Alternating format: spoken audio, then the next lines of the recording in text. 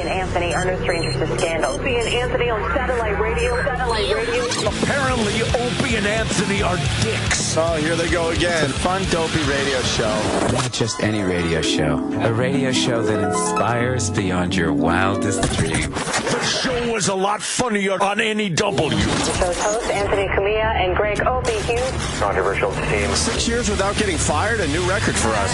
It's just astounding to me. I didn't want to say it's racist, but goddamn. This show will rock as best as we could possibly do this radio show. I'm going to go home and whack to a tranny later. There you go. All right? God, we just lost our demo, man. What's wrong with you? Is this the last straw for the raunchy radio duo? The Opie and Anthony Show, the most popular show in the history of satellite radio. But enough of this palaver. We are. All right, now. Get the show on the road. Hey, good morning. Welcome to the Opie show. We're a whole room of fucking holes over here. A whole room of hens. Because Princess William got engaged. Princess William? Oh. You know what? He's not even wrong. Horrible. Oops. Actually, it's Princess Charles. Yes. He had a real son, though, Prince William. Yeah. Got engaged, and I'm asking the room, in general, why do we give a shit? Why does England give a shit? Yeah. And then all of a sudden we showed each other we give a shit with all the knowledge we know about this and the entire royal family. Yeah, it's like the question was posed, like, who cares? Like, who would keep tabs on what's going on? And then we all proceeded to throw in our knowledge of the royal family. Yeah, we couldn't wait to get our little tidbits out there for each other. The Queen Mum. And Queen everything, Mum. and Prince Charles, and why he won't be the king, and illegitimate Harry, And Prince Philip, the cuckold. the cuckold. Queen England's, Queen Elizabeth's, he's her box eater. Yeah, her Prince box Philip. eater. Oh, Prince Philip. Good old Prince Philip. And yeah. how lousy a fuck Prince Charles must have been, because Lady Di was fucking unclipped Arab cock. Prince Charles must have been awful because his dick would probably smell bad after a round of cricket. It smelled like horse saddle. Yes. And then fox hunting. Actually, it was polo. Because cricket's the one you play with the bat. I'm glad I don't know that. Good. Yeah, good enough, though. I'm sure he played some cricket in his day. probably What else does he did. have to do? What does he do Nothing. to deserve our attention? He bees the prince. And then one of his sons is not even his, but no one wants to acknowledge it. It doesn't look like him. And every time, like, a reporter or a journalist tries to go down that road, they're either killed, the car goes off a cliff or something. Their helicopter crashes. I don't know. But the one son looks exactly like that James Hewitt. Really? Like it's to an a exact T. replica, but no one wants to acknowledge this. We're gossiping about the royal family. Well, I know. We're gossiping Gerties. Because it's infuriating. What did this family ever do for mankind? What do they do? They live in big, huge castles, and they have an entire country kiss their ass. For what? It's pretty much what we... our version of celebrities. Yeah, but they got celebrities. This goes way beyond that. Yeah, but it's a very small country. So they need it. And it's a throwback to their fucking days when they used to rule the whole world and shit. Prince Harry has red hair like this James Hewitt. He has the exact same fucking eyes, the same nose, and the same smile. Yeah. How are they keeping that under wraps? Looks nothing like Charles. Charles, who started going fucking bald at 17 or something. And William did too. And William's got the hairline of Prince Charles, but this guy's got a full head of red hair. Right. But we're not supposed to acknowledge that something is amiss there. Don't because they got to keep the bloodlines pure. Oh yeah, that's great. Pure bloodlines. Fucking inbred retardation in the royal family. Yeah, I don't. We give this no respect. None, right? No, not at all. But a bunch of these news outlets are sending their best people over there to cover the engagement of Prince William. Are they going to do like the big? Because their engagements, do they last long? I don't even fucking know. It's going to be another one of these big like hoopla weddings. Oh yeah, they're saying it could be the biggest TV event ever. No way. That's what they're Really? saying. Yeah. Bigger than Charles and Di? I don't think it's possible because when Charles and Di, here we are continuing our discussion. I know. There's nothing wrong with 3 or 4 lactating fucking women talking about this at 6 a.m. When those two nothings got married, there were only 3 TV channels, I think, maybe 4. Yeah, you're right. It was. So how could this be a bigger event? A much longer time ago. I don't know. Whatever. Plus I guess they're bored over there. I think a lot more ugliness has been seen about the royal family, too. Like, it was not as romantic as it used to be. 30 years ago. You know, after her death, people really loved her. After Diana's death, the royal family people were like, ugh. She sucked. No, she was a nice lady. Why did everyone love her? She was trying to clean up landmines or something. She was stuck in this marriage. Why are you stuck in this marriage? Leave. Oh, you can't. Why can't you leave? Because you're royalty. It's hard to leave a guy who might be king. The royal family. Shit. She should have left. She was nice, though. Of Wales? Are you kidding? I hate those documentaries or whatever, those exposés where they talk about how she suffered in the marriage. Shut up. Oh, she suffered. Yeah, that's a lot of suffering. She was a little bird in a gilded cage. Really? Shut up. Why don't you go fucking fly somewhere else? She did. To fucking finally find some Arab. Yeah, eventually. And then Prince Charles showed his true colors and married what I think is more a man than most of us in this room. Oh, that wife of hit. Look, we bring some new things in, too. See? This is, by the way, all we don't know about the royal family, and we know everything. Yeah, but see, we do it the way it should be done. The American media should not be kissing this family's ass. They're a bunch of nobodies that have done nothing. Camilla Bowles. She is a man. Like Mary Poppins or some shit. You think? Where's this chick that Prince Williams is going to She's eight. marry? She's eight. I would assume. She's eight. She would, what's her name? Kate Middleton? Yeah, Kate Middleton. Kate Middleton. She's very attractive. Now announcing Kate Middleton. Some asshole's trying to make the View joke. We made it ourselves, asshole. Go away. Holy shit. Can I say her? We already acknowledged ourselves as being faggots. Right, so we don't need you doing it, too. Yeah, she's eight. She's eight. And she's wearing Princess Di's engagement ring. Is she? No way. Yes, because that's what Prince William got after she died. It's like a bad luck omen, I think. Yeah, who wants that? My dead mom's ring. Here, put this on your hand. That's jerking me off. It's creepy. Of doom. Yeah, right. You think you got some royal cum on the engagement ring right there? No, dude. I'm wearing my grandmother's charm bracelet. Let me finger your box. It's jingling around with little children cutouts on it. Grandkid heads. Grandkid heads, yeah. I love how everyone... Chingle. I love how everyone tries to keep it romantic, but the fact is there's a very good chance that he got some of that royal cum on his mommy's engagement ring. Papa's cum. During the engagement celebration. You just know. Of course there's a very good possibility. Kate Middleton. Very attractive girl, though. Yeah, she's all right. What does she fantastic. do, though? Got a nice head of hair on her. What does she do? What does she do? I bet you she dominates the king sexually. Oh, really? I wonder, yeah. Oh, the king to be. He's gotten everything he's ever wanted. She probably sticks her feet in his mouth. Something. Oh, yeah, there's something going on there. Fucking a digit right up his asshole. Yeah. Why isn't the Today Show talking about it Cover like this? that. Right. Cover that on The View. Right. How she she digitally manipulates his prostate right when he comes, and he goes, why don't we have any royal music for our fucking bit? Just that fucking right up to the knuckle next to your palm. Yes, if you'd insert a digit, I would be quite. Yes. I would be remiss in thanking you to.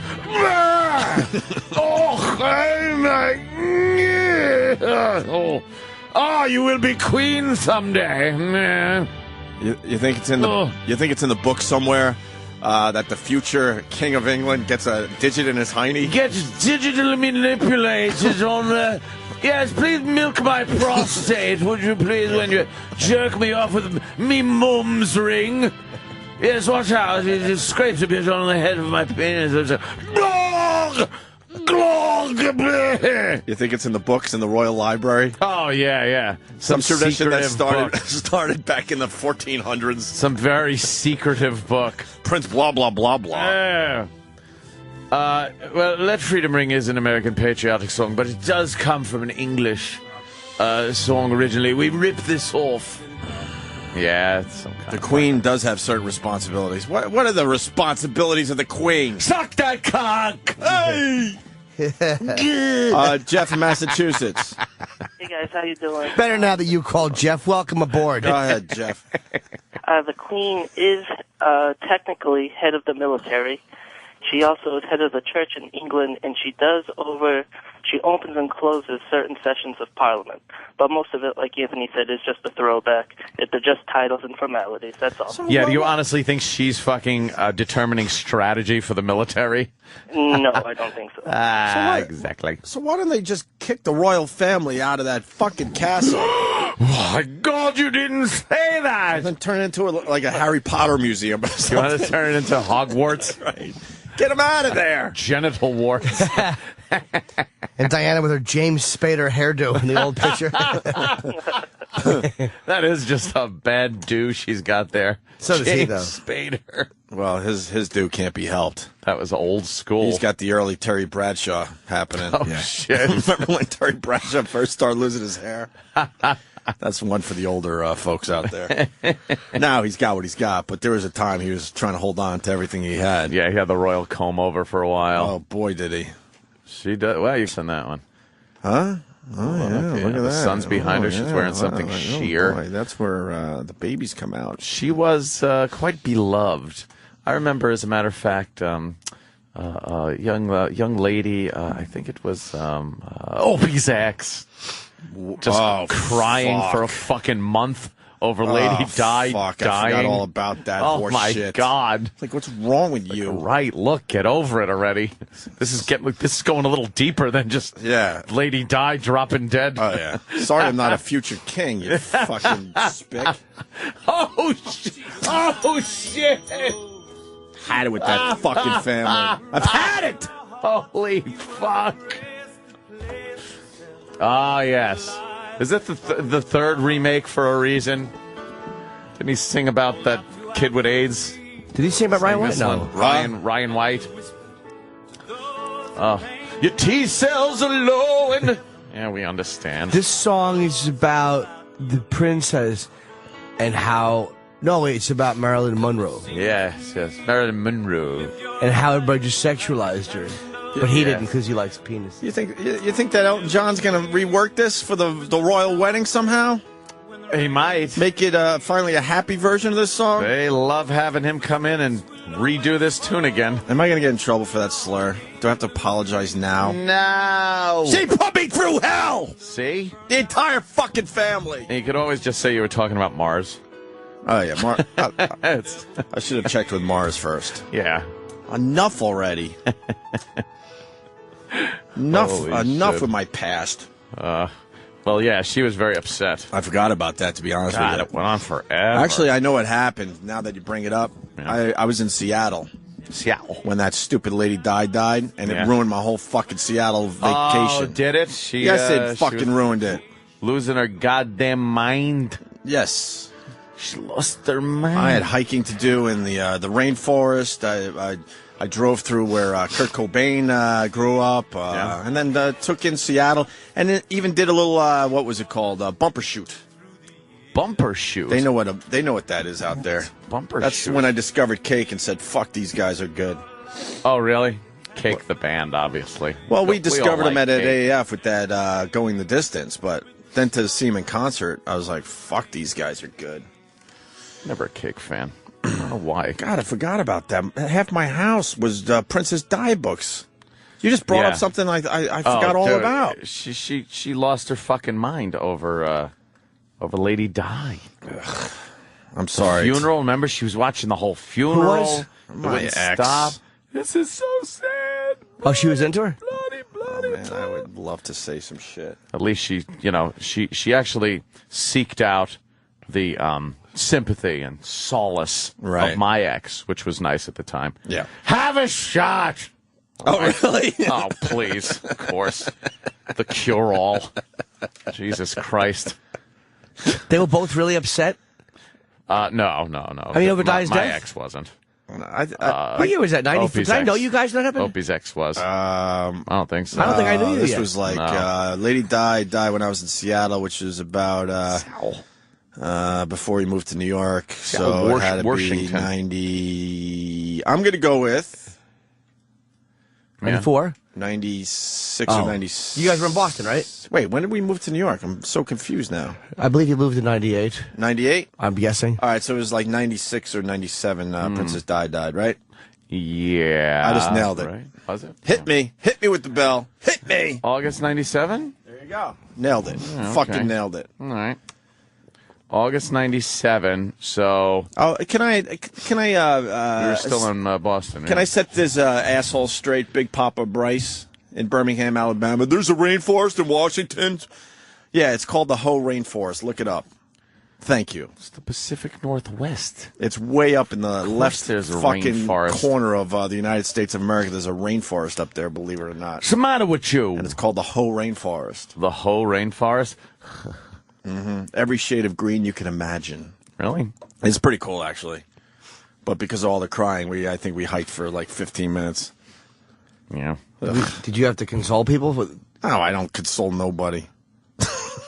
I don't console nobody. I don't console nobody. Those days are over. She, Enough enabling for me. very I'm upset. done with the enabling. Take care of yourself. What? She was very upset, yes. Wow, I just know remember. her? I remember the whole fucking funeral being on TV and having to sit there, and she's crying watching the funeral. It's like, then don't watch the fucking funeral. Were we hanging out for that? I'm not even making a joke. Yeah, I think so. Where were we? Just in Boston somewhere? It was in Boston. Might have been over your place or something. Yeah. You two probably went out while the girls watched. No, we went out. We went out Valentine's Day is one of my favorite memories ever. That was a great one. I called him Anthony. Was that with Jay? Yeah. We went to some bar. We went to a horrible bar on the side of Route 9 because we'd rather spend time at a bar than no, because I gave my Valentine's gift. I decided to give her. I don't know. I figured for Valentine's Day, a woman would love a nice little heart necklace. Not my woman. She fucking cried in front of me. And I thought the crying was of joy, and it turned out it was crying because she didn't like it. She didn't like it, and that was the Who second says time they don't she like did a that. gift? She did that twice to you. Well, she did it with a bag too for Christmas. With the bag, and then with the necklace. Yeah, who does that? Who fucking does that? You just take and it who puts and you're up like, with oh, that's lovely, thank you, and then you don't wear it, and no one notices. Yeah, well, what you do if you're well, whatever, I'll just keep it that way, is, all right, maybe you don't like something your boyfriend or your husband gets you. You go, oh, wow, you let a little time go by and go, I really do like that, but I have my eye on something else. Would you mind if there's a way of doing it. And you go like, oh, sure, yeah, why not? You don't openly cry as soon as you open up the gift and say, I hate it. This blows. And then within minutes, I called up Anthony. I'm like, that bar on Route 9? I forgot the name of it. I mean, you could hear the cars zooming by as you're sitting at the bar. And then we got our buddy Jay, and we got wasted on Valentine's Day. Just bad-mouthing women. Just bad-mouthing. It was the He-Man Women's Haters Club on Valentine's Day. Oh, you got me going, bro. I forgot about that Lady Di shit. I forgot. Yeah. I forgot about that. Remember that. We're tragic. Tragic. Nah, whatever. Anyway, so the Prince William thing is a big story today. Yeah. Wow. Can't wait. Can I talk about something else real fast? What's up? People are going to laugh at me, and I understand, but there's a show on TV that you got to watch. What is it? It's the Real Housewives of Beverly Hills. Now they could be the biggest cunts in the world. The Jersey ones? Way worse. I know it's not your type of fucking TV. I get it. Yeah, I rarely catch these if you want to programs. if you want to see women that just completely make it about themselves, me birds, and you know who's the worst? You know Kelsey Grammer's, I guess it's becoming an ex now, that Camille? The one that had the fucking intestine problems? Yeah, she had a poopy problem? She had the poopy problems that she gets Kelsey Grammer to have to do PSAs for her poopy problems. Yeah. How emasculating. My girl's watching this. She goes, you have to watch this. And I said, okay. And I watched an hour of it. I saw one episode so far. It's enraging. And so then I tweet about it, like, expecting everyone to just beat the shit out of me. And a whole bunch of people like, dude, thank God you're talking about this show. My girl watches it. And some people say, and I watch it too. And it's so fucking enraging how they make it about themselves. Their lives are so easy. And then they talk about how hard their lives are. And Kelsey Grammer's broad could be the biggest cunt in the country. Really? It could be. No wonder it's an X. There's a scene in the episode I saw, maybe the guys could pull it, where she flies into New York because Kelsey Grammer's doing a play. And her mom, who lives in Jersey, goes to her to get her nails done, but the mom can't get her nails done because she's going through some kind of cancer treatment. I believe it's breast cancer, but they didn't say breast cancer, right? So Camille goes, hey, how's the cancer thing going? And, she goes, and the mom's like, it's really tough. She opens up. And then Camille makes it about herself and goes, well, because of that, I went for testing, and I also have the gene, and blah, blah, blah. And then I'm really tired from all the traveling and getting the kids to New York. I'm just exhausted. I haven't slept, blah, blah, blah. And the mom's listening. They're like, holy shit, I was just talking about my cancer, and you made it about yourself. Made it about herself. And she brings her to watch her get her nails done, because obviously she can't have chemicals on her if she's going through some kind of cancer treatment. Did she have to keep running to the bathroom? I'm waiting for that. With her fucking irritable bowel syndrome, I think she's got. Yeah, I had no idea that this broad was so bad, though, man. Because I mean, she's obviously very good looking. Yeah. But as soon as she opens her fucking mouth, you would never want to be a part of this woman's life. Oh, yeah, she ain't that bad. Huh? Well, she's getting older now too. Yeah. They've been around forever. But supposedly, cup of tea. Supposedly Kelsey kind of. Blew her off for a newbie. Oh, did he? Yeah, he's got a newbie. That's and he's on the show, and you could tell he just doesn't want any part of it. Oh, I thought they were exes. Huh? I thought they were exes. What, the housewives? No, I thought him and her were like split up or something. I think they just split up. Yeah. Oh, okay. Within the last 6 months or so. Oh. So I mean. We got to get a couple clips because it's just unbelievable. Hear these cunts talking. They are so bad. And then people are telling me that the Atlanta housewives are even worse. What are they just picking cities now and just? Oh doing yeah, they've done thing? New York, Jersey, Atlanta. Didn't Atlanta, they do? Is it all black in Atlanta? Oh yeah, yeah. It's Chocolate City. They got the sisters. They got the sisters. A couple of the sisters. Oh yeah, man. Mm-hmm. And now they're doing Beverly Hills. I don't know where they go after Beverly Hills because that is a world that I would guess San Francisco, and it's all just Asian. Go Asians in San Francisco. You gotta be very diverse with these shows now. Yeah. Mm-hmm. I can't believe she dragged Kelsey. And that, although he hasn't done anything lately, is that's not her showing her Whose tits, boobies right? are those? That's her. Let's see her Pop boobies. that up. God, oh wow, damn it! That's she came out of Playboy. They look like Kelsey's head. That's a bunch of years ago, though, man. She doesn't look like that at all. No, she's got like old lady arms and stuff, like weird, fucking flappy skin. Yeah, it's kind of like dried, almost like I've been in the sun way too much. Arms. Yeah. Yeah, that California sun will fuck you up.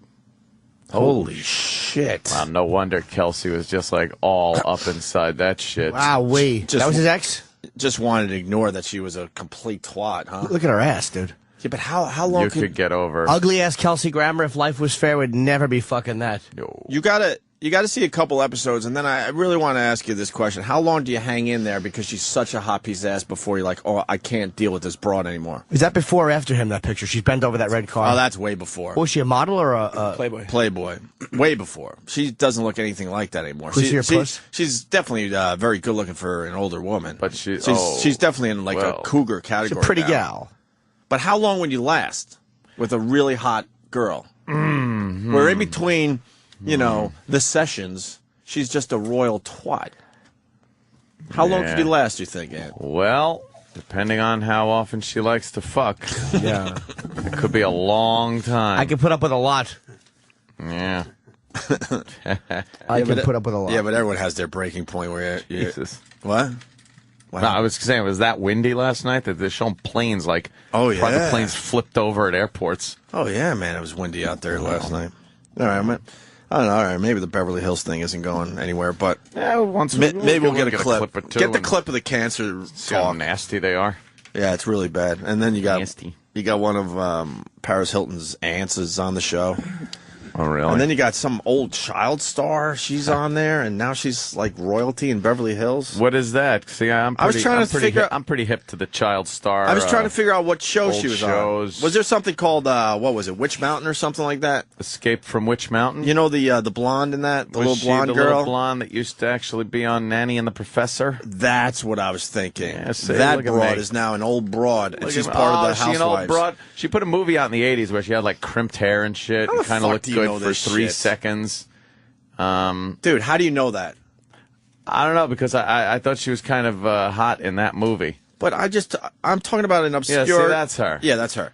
I'm talking about her, and how do you have knowledge on her? I didn't even remember what she starred in as a kid. I was in love with her as a kid. What was her name? Well, you wouldn't be in love with the current version of her. I'm trying to think of her name. That's Jack Nicholson. Hit the button back. Oh, it's the wrong person. It's Jack Nicholson. Yeah, we need any pics of her now? See what she looks like. Kim Richards. That was it. Kim Richards. That's her? Yeah. And like I said, she had a movie in the 80s where she looked pretty good. Yeah, that's her.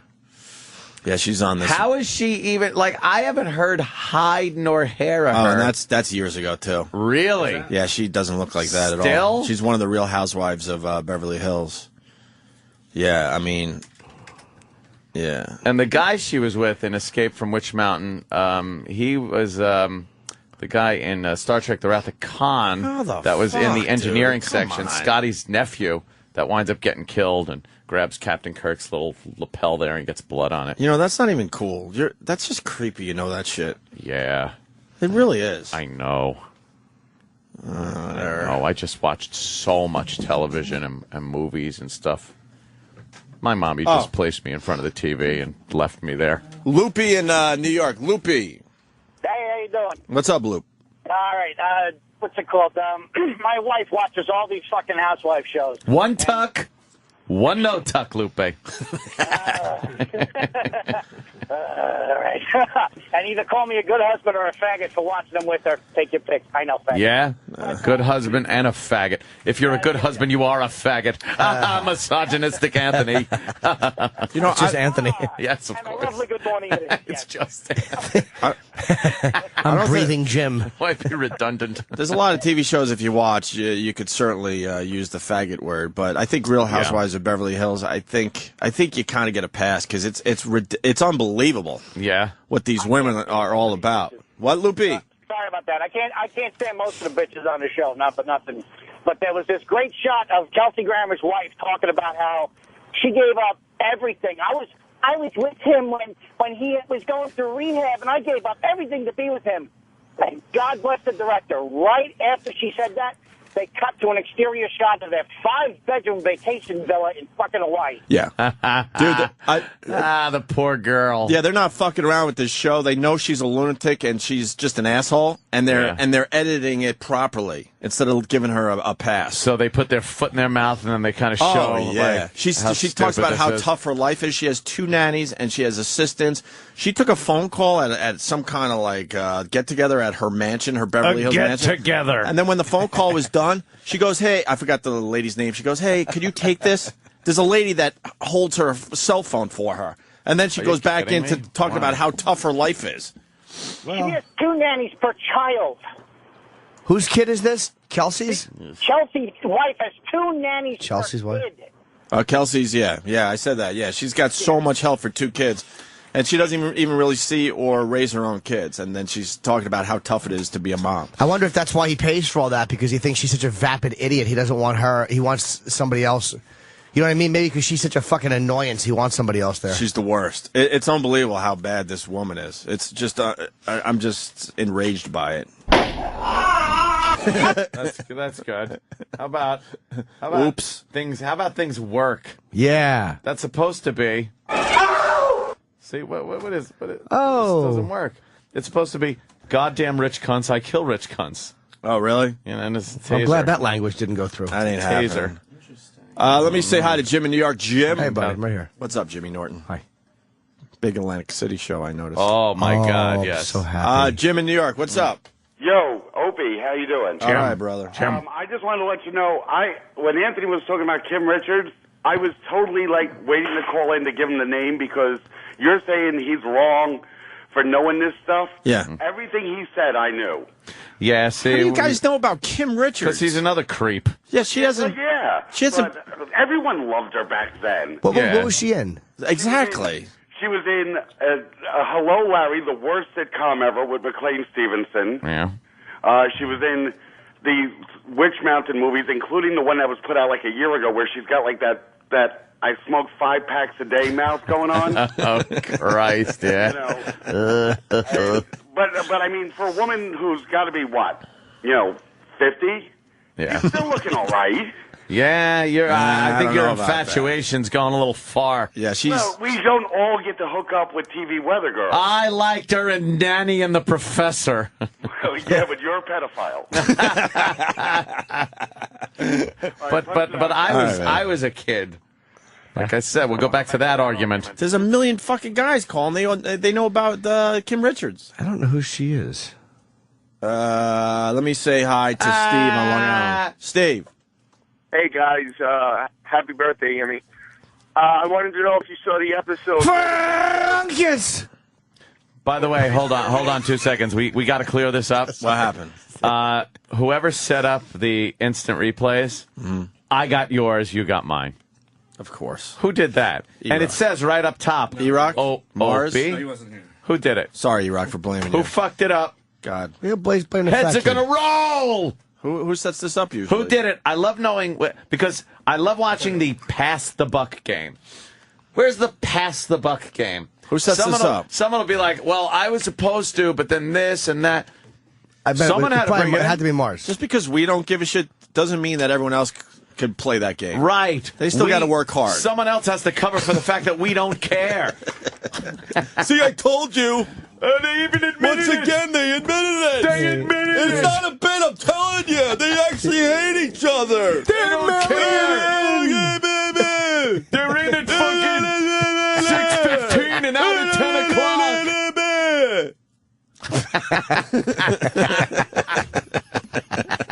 Fucking assholes. They used to care at NEW.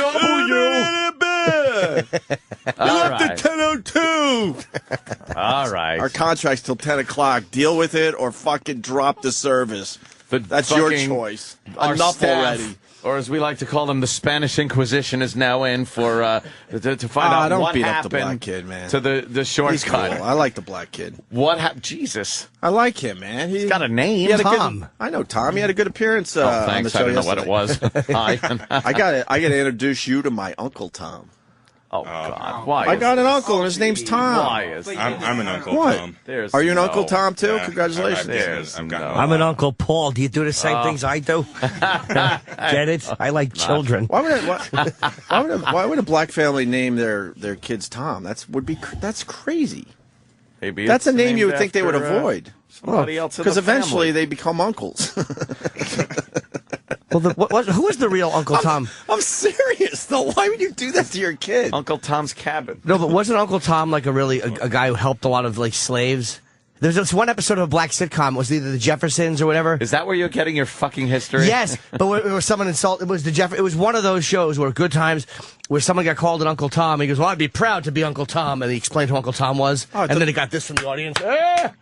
So why do you always? Yeah. You remember that? James, why don't you tell him about Uncle Tom, James? Did you Google that, Danny, who Uncle Tom was? I don't remember who he was. So is an Uncle Tom someone that helps white?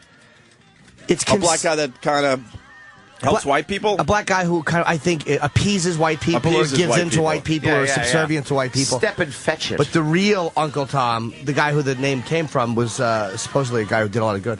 I thought it was like minstrel show shit. Yeah. I don't know. What's up, Tom? How are you, brother? I'm good. You messed up the replays. Was that you? It was me. Aw, damn. You know why? They look alike. The replays, because they're exactly the same, is what I'm saying. Oh, my God. Holy shit. Oh, my God. Everyone takes everything I say so wrong. I totally meant that. That's terrible. Awful stereotype joke. What happened? You just looked. You didn't see the Opie up top there? No. I wasn't paying attention. Oh, boy. I'm an intern, but E-Rock was supposed to come in and check. Oh! There it is.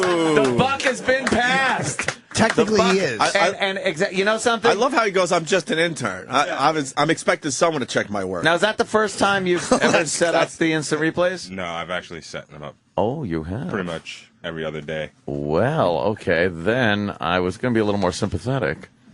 But have you just been lucky all these times, that 50-50 shot of getting it right, and you have? No, I actually wasn't aware that I messed it up, to be honest with you. I want to book him in a McDonald's commercial.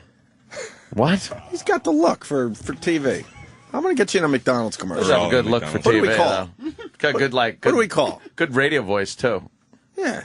Got like a nice deep voice. I could see you on like a late night on a soul station or something. So they even have jazz. soul station, smooth jazz. Yeah, that was whoever. I have no idea. What do you do? Anything? You sing? Do you fucking? I don't know. Do you rap or break dance? What do you do? I stop myself from saying dance. You dance. The white people who know nothing about black people. Are you very strong? Holy shit! If anyone has to go anywhere, we just bring him because we think he'll keep us safe. Stevie wants me to go to Harlem with him. Well, yeah, that ain't gonna work. Although it would be funny because you could just ditch him. Yeah. What's your hobby? Anything? Photography. Yeah. Photography. And film. Yeah. We take pictures That's pretty cool. Women. What do you take pictures of? That's a fair question. Some guys like sailboats. You take pictures. Photographers take photographs. That's a good point. Jerome Brutus photographed feet before he murdered women with a frying pan. All right. Perhaps he took pictures.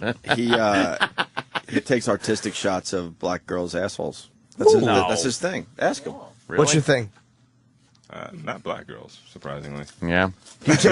You more into white chicks or black chicks? Oh, Spanish chicks. We know that. I dabble. You dabble. Yeah. Little of both. But like hardcore, like neck going black chicks, you don't like that shit. See, that's the black community. A lot of black girls get pissed at that. Like, our strong brothers are all being taken by the white women. And it's like, well, stop that head thing. Like You're being all nasty. You're being all nasty and shit. Those are usually the fat ones. Right. You don't like the big fat. Yeah. Who would? That's just like not attractive. I swear. Oh, the big. Yeah.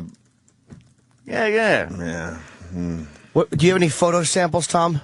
I do, actually. I'm a You're not holding numbers up in front of yourself in them, are you? See, that's another stereotype joke of. Yes, he's been arrested for ruining a vagina. The new boyfriend couldn't follow it. Arrested for making a dad cry. Why? Because it's horribly racist. Right. What? Wow, that's two really white kids. No, that's not me at all. Oh, I was gonna say. Same last name though. Thomas, yeah. Well, Thomas. All right, we're going to his Facebook page where we will see some examples of your photography. Is that you? There's a black. What are you looking at? No, I think that's another black guy. Is that you? That's another black guy. Jesus. Do you have any Asian in you? No. Your eyes look Asian. What? He does. He does. Yes, you look like he has a bit of an Asian mix. His eyes are very Asian. Well, certain African cultures have kind of more Asian-looking eyes. If you notice, I didn't say get out of here. I just Somalis. asked. Are you a tutu or Tootsie? Hutu. Yes. He looks like Francine. Francine. Tattoos. Yeah. See. Why didn't you get the branding? You decided to go tattoo, huh? Ow. Jesus. What? What happened? Because he did. Jesus. Is he in a fraternity? Or, Well, I see the college football players. They all get branded. That's all. He hasn't been in a gang initiation yet. Yeah. Right. Is that about gang fraternities in college? Fraternities do the branding, right? Some of them do. Yeah. Yeah. Danny, what are you doing? You can't messing even around? imagine. All right, what do we got? Yeah. All right. Oh boy. Scroll down. I gotta get rid of it. There it is. Oh yeah, look at that picture. Yeah, you look like a young Obama in that. You should do some auditioning, man. You could be on TV. Ah, fucking hey! Look at his photos. Oh yeah, they suck. Oh no, I'm just kidding, man. Little, They're actually really cool. Double exposure thing there. Oh, look at that. Ooh, wow, who's that? What the hell is that? It's all white chicks. Who is that bitch? I mean, my God, who's that, dude? This guy does well. Where'd you find her? School. Yeah. Do you bang your models? All of them. You do? Except the guy, of course. Wow. That's what he does, though. He gets a camera. Yeah, I did some black and white artsy stuff, and he gets their shirt off. Yeah. This guy's got game. Well, that picture's a little weird. Yeah, that's the one that would like me. Some guy in panties and fucking thigh highs. That's the gay. Wow, yeah. we. Wow, look at these girls you got at your school. Huh? Yeah. What school? I go to Marymount. Okay, I'll remember not to send any white girl I know there. Yeah, your photos are all right. Yeah. Are they going anywhere, these photos, or just kind of... I've been submitting it to like different art galleries. I haven't really heard back from anyone. Well, you have a weird exposure on them. What is like the double? What's that right there? It's a double guy, exposed. Is that a person smoking? Yeah. It's a guy with weird elf hair. It's a girl. It's a girl. Smoking in the streets behind her. And what'd you do? Expose it and turn a picture? Oh, I see the side face. Mm-hmm. That's No, a they're cool all right, photo. man. Yeah. You want us to promote this somehow? How do we do this? What do you not your want? Facebook? It's up to you. Well, you can put my Facebook, just Thomas Lawson. Because it was so easy to find. Yeah. There's a million Thomas Lawsons. Thomas Lawson? Yeah. Look for a young black man. In a suit. Your suit, right? In a suit, right. He's smart, though. Do you have an account on Model Mayhem? I do, actually. Of course you do. Yeah. You know, what's that about? Please, he knows. He's fucking everything. It's a site where they actually have really good photographers and models It's have. all my info. But are the models like doing a little more than modeling? Some are, Is that some what are you're not. Getting at? No. They're all. Some will do nude. Some will do only artistic nude. They have it broken down into categories. Okay.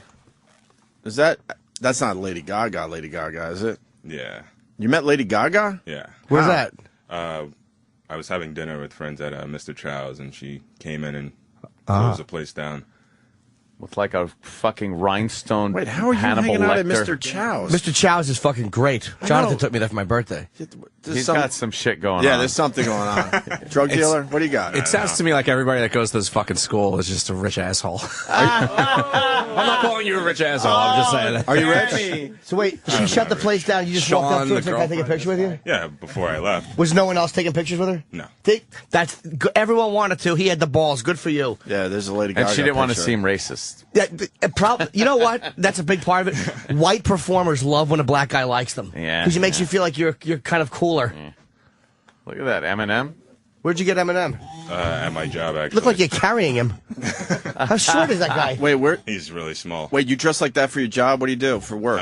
Personal assistant to a designer in Soho. A little PA action. Oh, wow. How fucking this short kid, is Eminem? And this kid's been downplaying his shit, man. This guy's part of the scene. Wait, Tom, are you standing on a milk crate? How fucking Eminem comes up to his armpit? He's tall. You're what, 6'2"? 6'3". 6'3". Oh, okay. So Eminem's like what, 5'8"?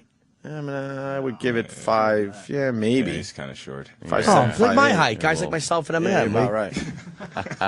You just happen to see him getting out of a truck? No, he was actually doing a photo shoot. And he was cool to you? Yeah. And you were like working there? Yeah. Yeah. Those are two great photos. I don't have, by the way. Why the fuck would you get us coffee when you're hanging out with Eminem and getting pictures with Lady that's Gaga? really gotta suck. What's up? You're getting You look like you're well on your reprimanded. way. He's getting reprimanded for not setting up the exactly. fucking Where's my look at pictures from Dugal? stupid wacky sound effect machine. And look at this guy. Picture of me and Louis Black pointing at each other. Oh, There's another picture. He's hanging out with models. He takes where's pictures all of the models. two broads in the upper right? What's that those about? Are my German girls. you German girls? Oh, great. Did you under the glass coffee table Yeah, shoot? you shit on them. Did you have to fuck a chicken? What do you Yeah, mean? squid, yeah. What do you mean they're your Wow, German Lee. girls? They're friends I know from Germany who came in to visit me during like Fashion Week. All right, what's up with this guy? Germany, huh? You ever been there? Yeah. Yeah. Why are you here? Yeah, what are you This doing? is so below you. You know are you you hang doing? out with Blind Stevie? Yeah, Blind Stevie is the likes of the interns we get. Right. That's pretty much it. What do you want to do? Like, do you want to be Wants in to radio? Fuck white women, apparently. But he's doing that. Damn So good job. you're in the wrong place for that. We don't get any pussy in here. This guy's been under the radar, just being real quiet and doing everything we ask. And he's got this whole life that's way better than ours. So what? What do you want to do?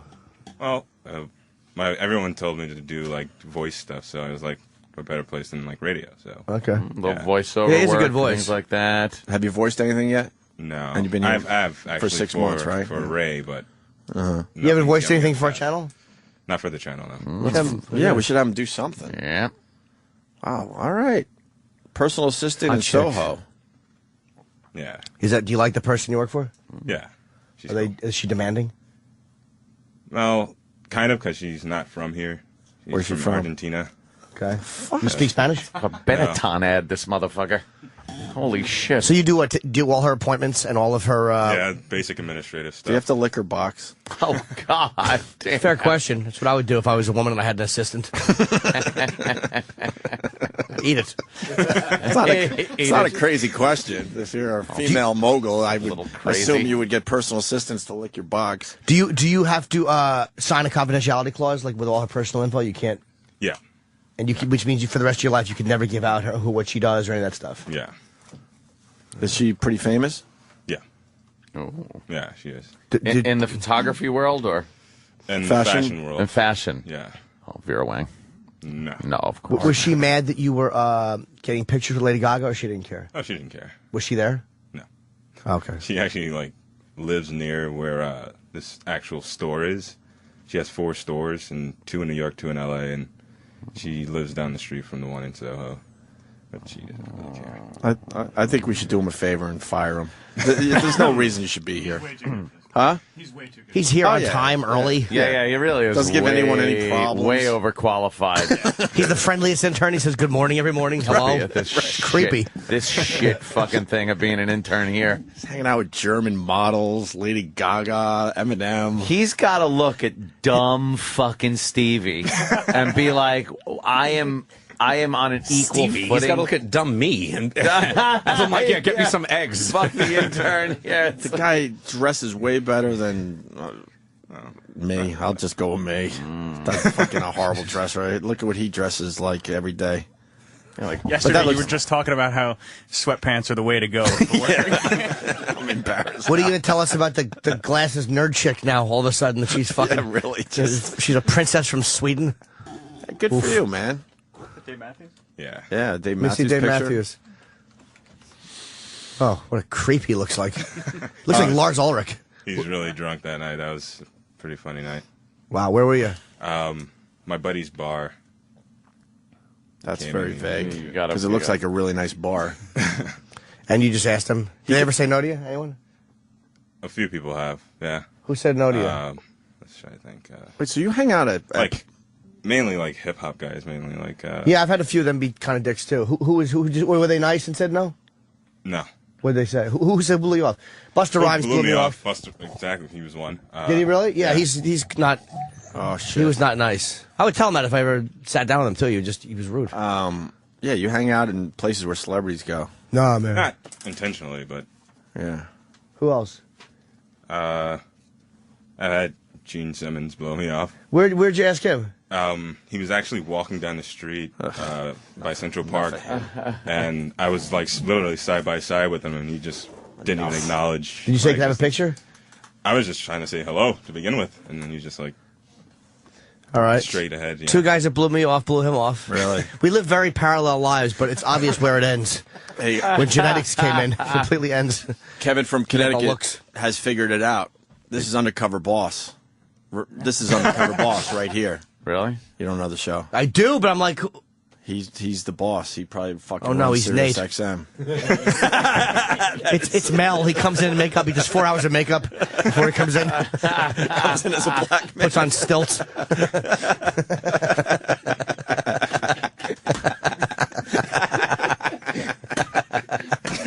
I don't know why that's so funny. It is, though. Because he doesn't look anything like Mel. I know. Let's say hi to Andy in North Carolina. Andy, how's my Outer Banks doing? Hey, they're wonderful, mate. Can't wait to shit on that beach again next summer, but go ahead. Hey, I was going to say, this dude sounds like Chocolate Rain guy. Ever seen Chocolate Rain? Can you sing Chocolate Rain? I don't think it sounds like him. What are you making him jump through hoops? No, It's crazy. Come on. What get a reference from fucking this year? Chocolate Rain. It's old school. Well, that's all we know about the black culture. Chocolate Rain. A little bit. What else do we know? I don't know. Huh? Name something you know about the black culture. I'm just trying to actually figure out who that is that he's working for. I think I got it. What? Yeah. Oh, you're doing some... Yeah, a little investigative reporting. Really? That's what I like to call it. Investigative reporting. I won't blow up his spot, though. Is it someone you know? No. See? Go that. You go like here, and... It could be. All right, Tom. I don't know. We should hit our first break.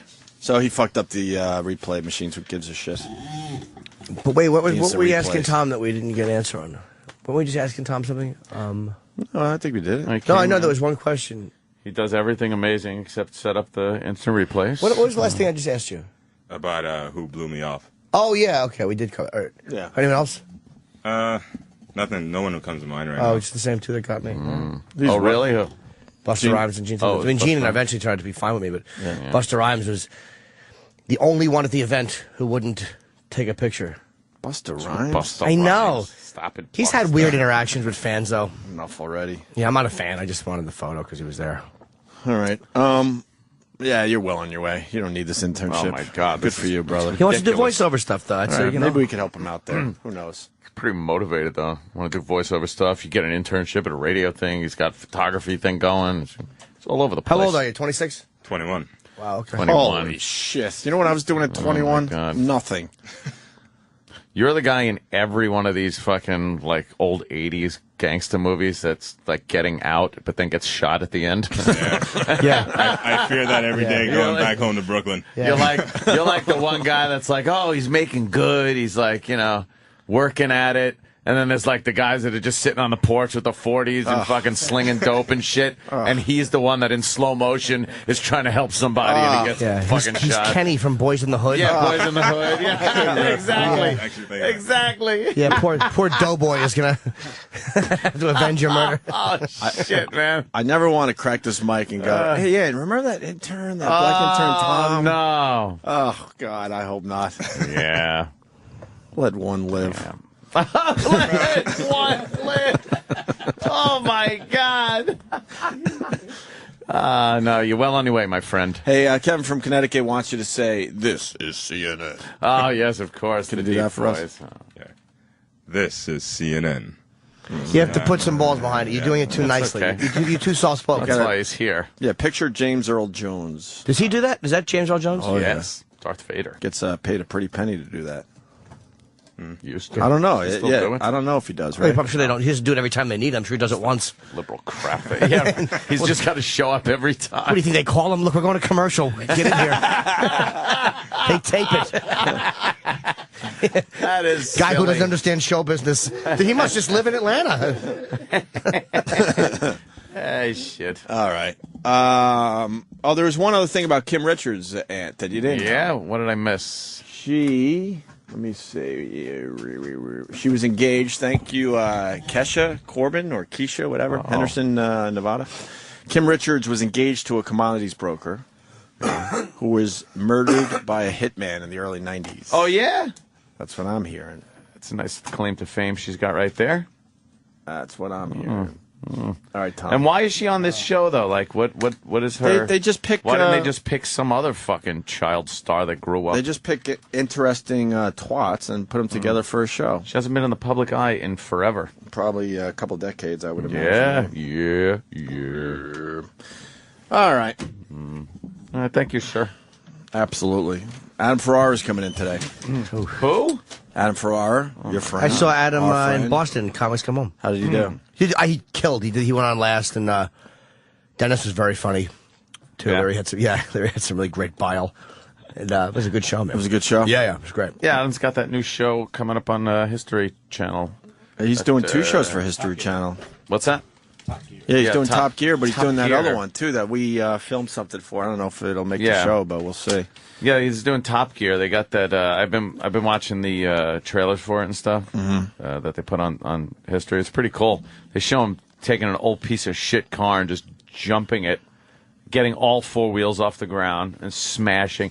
The fucked up thing is, I've known Adam forever, and he's not a good driver. He's not a car guy, right? No, he's terrible. We used to joke all the time about it. Now he's on a car show. That's so weird. Well, he's coming in. It's been a while. And Lewis Black is coming in. Lewis? And so Lewis on a pistachio commercial last night. Oh, really? And Snooki. Oh, yeah, I heard she's doing fucking commercials. She's doing now. a pistachio commercial. How much money is Lewis making? Huh? How much money is Lewis making? Lewis is like all over the place. Daddy, make my fingers red. I'm pointing at you with red fingers. I try to open the pistachios. What are you insane? Eat cashews.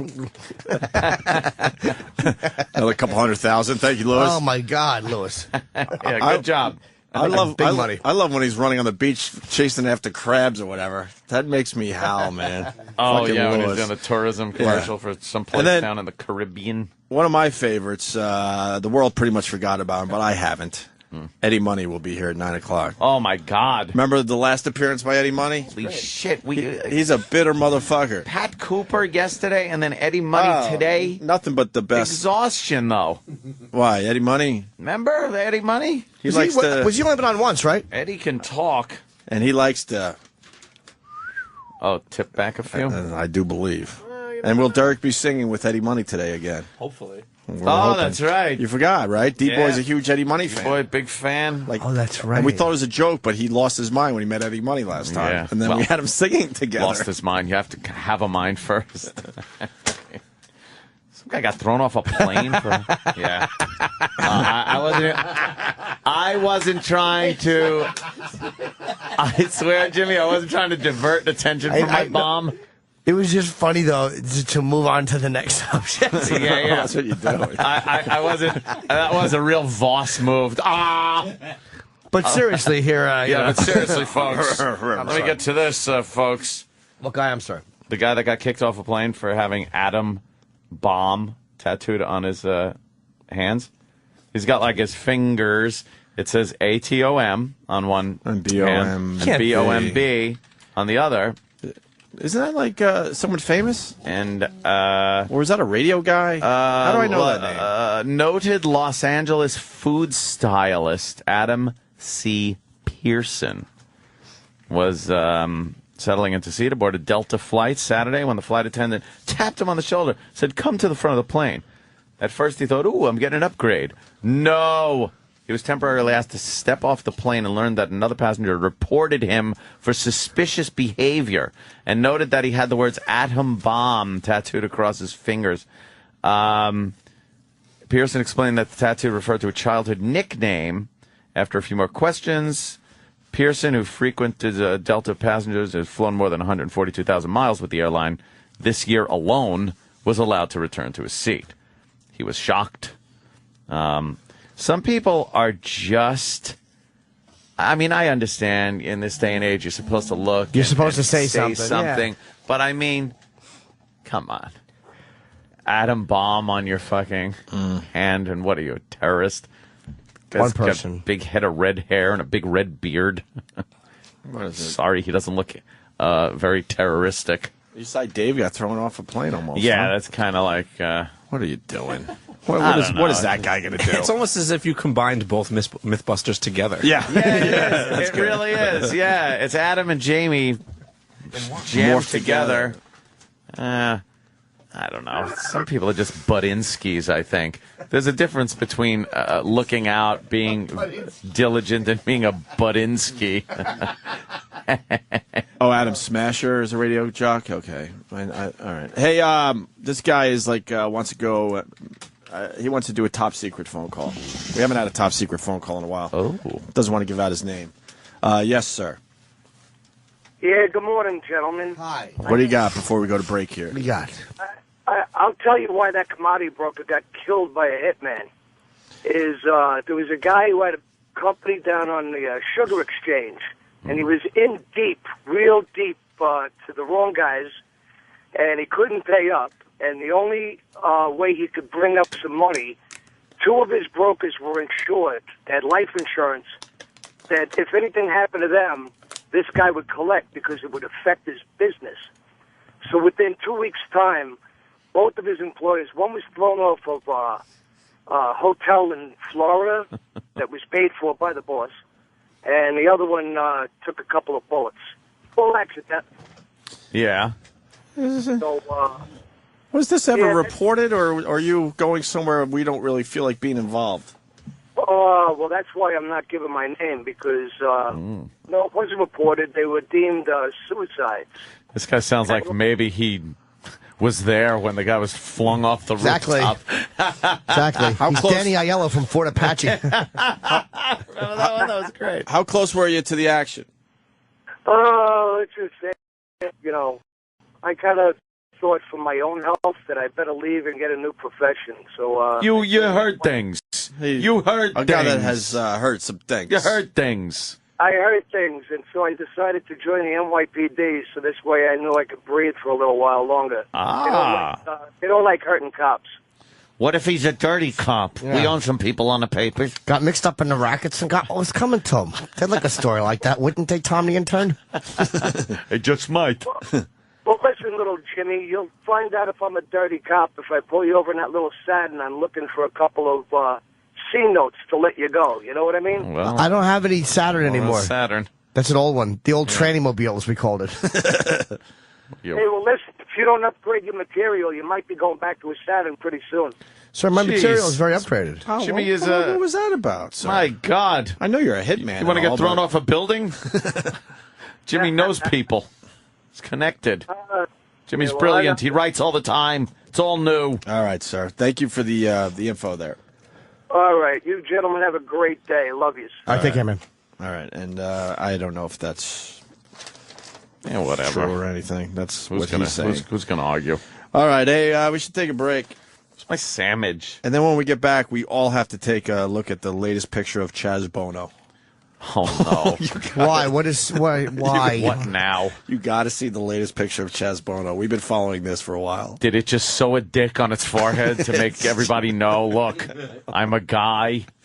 Because Cher's in the news lately because she's got that movie, I guess, Burlesque or A new something. movie, So she's all over the place. Burlesque. So she was photographed with her son, Chaz.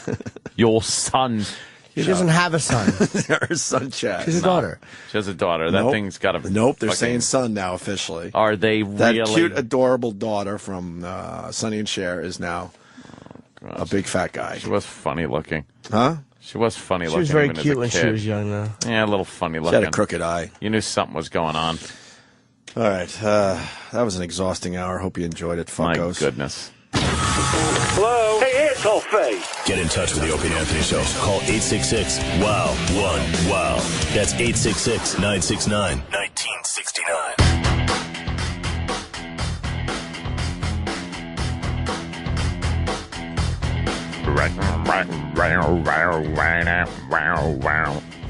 Hi, Opie and Anthony program.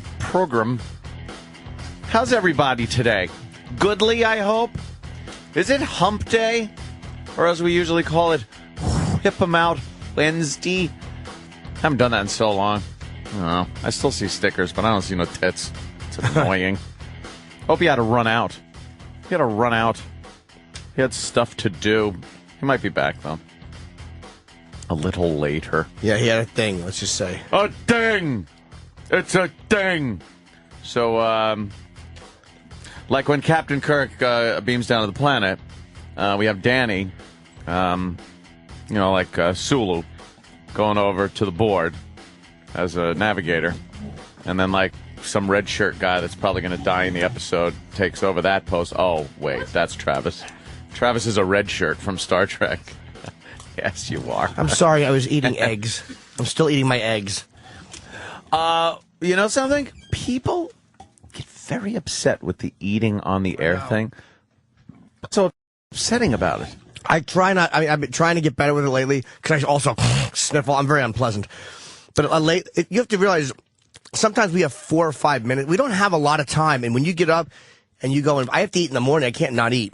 So when you get up and go to the bath, you come back 2.5 minutes later or 2 minutes later. That's fucking half the break is gone. So you're eating and pissing and shitting at the same time. I was having shit's going in, coming out. I went to get coffee, and did you? Yeah. How'd that work out? You Terrific. Got, got a nice cup. You guys do a lot during the breaks. I sit here. You're a fucking lizard on a rock. Ant never has to piss. Just don't if I have to, I'll go. I'll get up and go. But it's not like every time I gotta, get up and run off. I like just sitting here chatting with the rest of the staff. I had a nice chat with Tim Sabian. How is Our old boss. He's how is good. Tim? I saw him yesterday when I was walking out of here. He is, for anyone, he was our boss in Philly at YSP. Yeah. And now he works for, he runs both the Howard's channels. He's the firmest handshake in the business. It's very business handshake. It's a man's Grabs handshake. One pump. Yeah. It's like, hi. Yeah. I'm Tim Sabian. My cock always jumps when he does that. Like that would feel wonderful. Just a thought. Yeah, we got, I guess, Eddie Money coming in at 9. You just heard, before we came back, Eddie Money singing his famous song, 2 Tickets to Paradise, with our own D-Boy. And whoever put that together, I love how they just boosted him in the mix. Very embarrassingly. It's Boosted who, Derek? Yeah. Did we play it? Oh, yeah, it was just horrible. It's great. He's such a big fan. But he doesn't sing. Didn't Derek get, well, obviously he got hammered at my Halloween party, but everybody was. Hammered doesn't describe what Derek was. Yeah. And of course, I got the karaoke thing down there. So a lot of people getting up and singing some karaoke. And Derek wouldn't sing, but he grabbed the Guitar Hero guitar. No. First. No, he had a... What did he have? Oh, sorry, buddy. He had He had Janine's, like, cane. She was Alex from Clockwork Orange. Right, so first he had the cane, and he was playing cane guitar, and really, like, rocking in front of whoever was singing on the karaoke stage. I think it was Jamie Heineman. But he was so into it, and he eventually did grab a Guitar Hero guitar, and then he was really rocking, like Derek, getting down on a knee. And he also, at one point, he wouldn't get off. Like, he wasn't singing karaoke, but he also wouldn't get off the stage. Yeah, he was that guy. He would just great. He turns into a black comic after a few drinks. He would just hold the mic and kind of, like, mumble incoherently into it, like, with the other person. Yes. I think at one point I slid his fader down, and I was like, well, he'll just, he's like a kid, like, let him just have his fun, he'll just stand yeah, there. he doesn't even know that the mic's off, and he's just rambling Because someone's into trying to it. sing, and he's just like... He's so into it, though.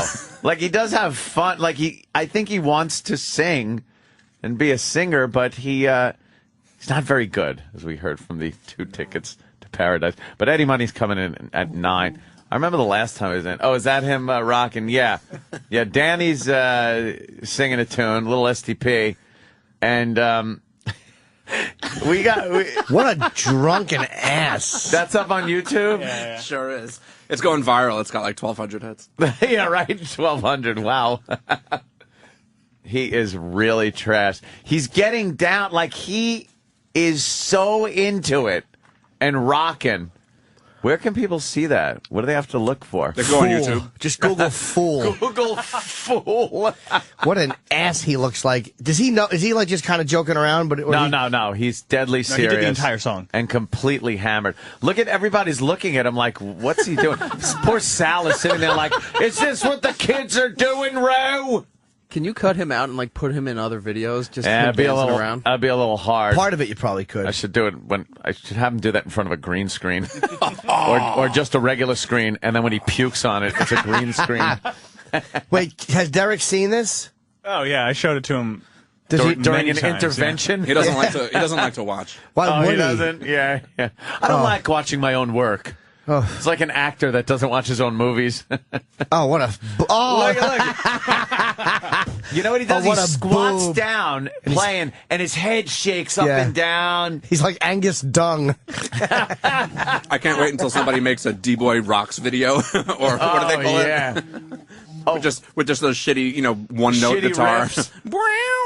Yeah, crappy riffs like he's shredding. D-Boy shreds. That's what it is. D-Boy shreds. What a fucking And he's creep. strutting. He's putting one hand up in the air. Oh, he really thinks he's fucking cool. He thought he was at a big rock and roll show. Dude, he thinks he's cool. He's not being ironic. No. And now he kind of Now he smiles. Now like, he laughs like, yeah, that was cool. He thought he was cool. It's Jamie Heineman. Yeah, if you just YouTube like Jamie sings STP, or how about drunk air guitarist? STP drunk air guitarist? Yeah, that's it. Yeah, you'll find it. Just look for the biggest buffoon on YouTube. Oh, hi, here you are. Wow, I didn't know you were so musically gifted. They were. I might have left by that point, though. No, that was early in the night. If you hadn't, you would have. If you saw it. Yeah, D-Boy. And people are commenting on D-Boy's haircut. Wow, he's really into it. Yeah. Well, I was very drunk. I've never been that drunk, though. Like, even when I was cutting my wrists, I wouldn't have done that. That was early, too. Calling the FBI. Yeah. We're, Derek. were you completely conscious of what you were doing there? There's a, maybe, I don't know, because there's a couple... That's a no, by the way. There are a couple of photos that I do not remember being part of that night, and a couple of hours that I don't remember. There's a Halloween party that you don't remember. Yes, pretty much. Exactly. Did you wind up hanging out? Because I reached the point where I don't remember. I stayed up to like 5 o'clock in the morning, just like in your theater watching like I think Buffy the Vampire Slayer was on. Oh well. And I couldn't sleep, so I just sat there and just like passed out, like Reclined. almost just like. How do you guys not think that blacking out is a problem? Because that's just hanging out.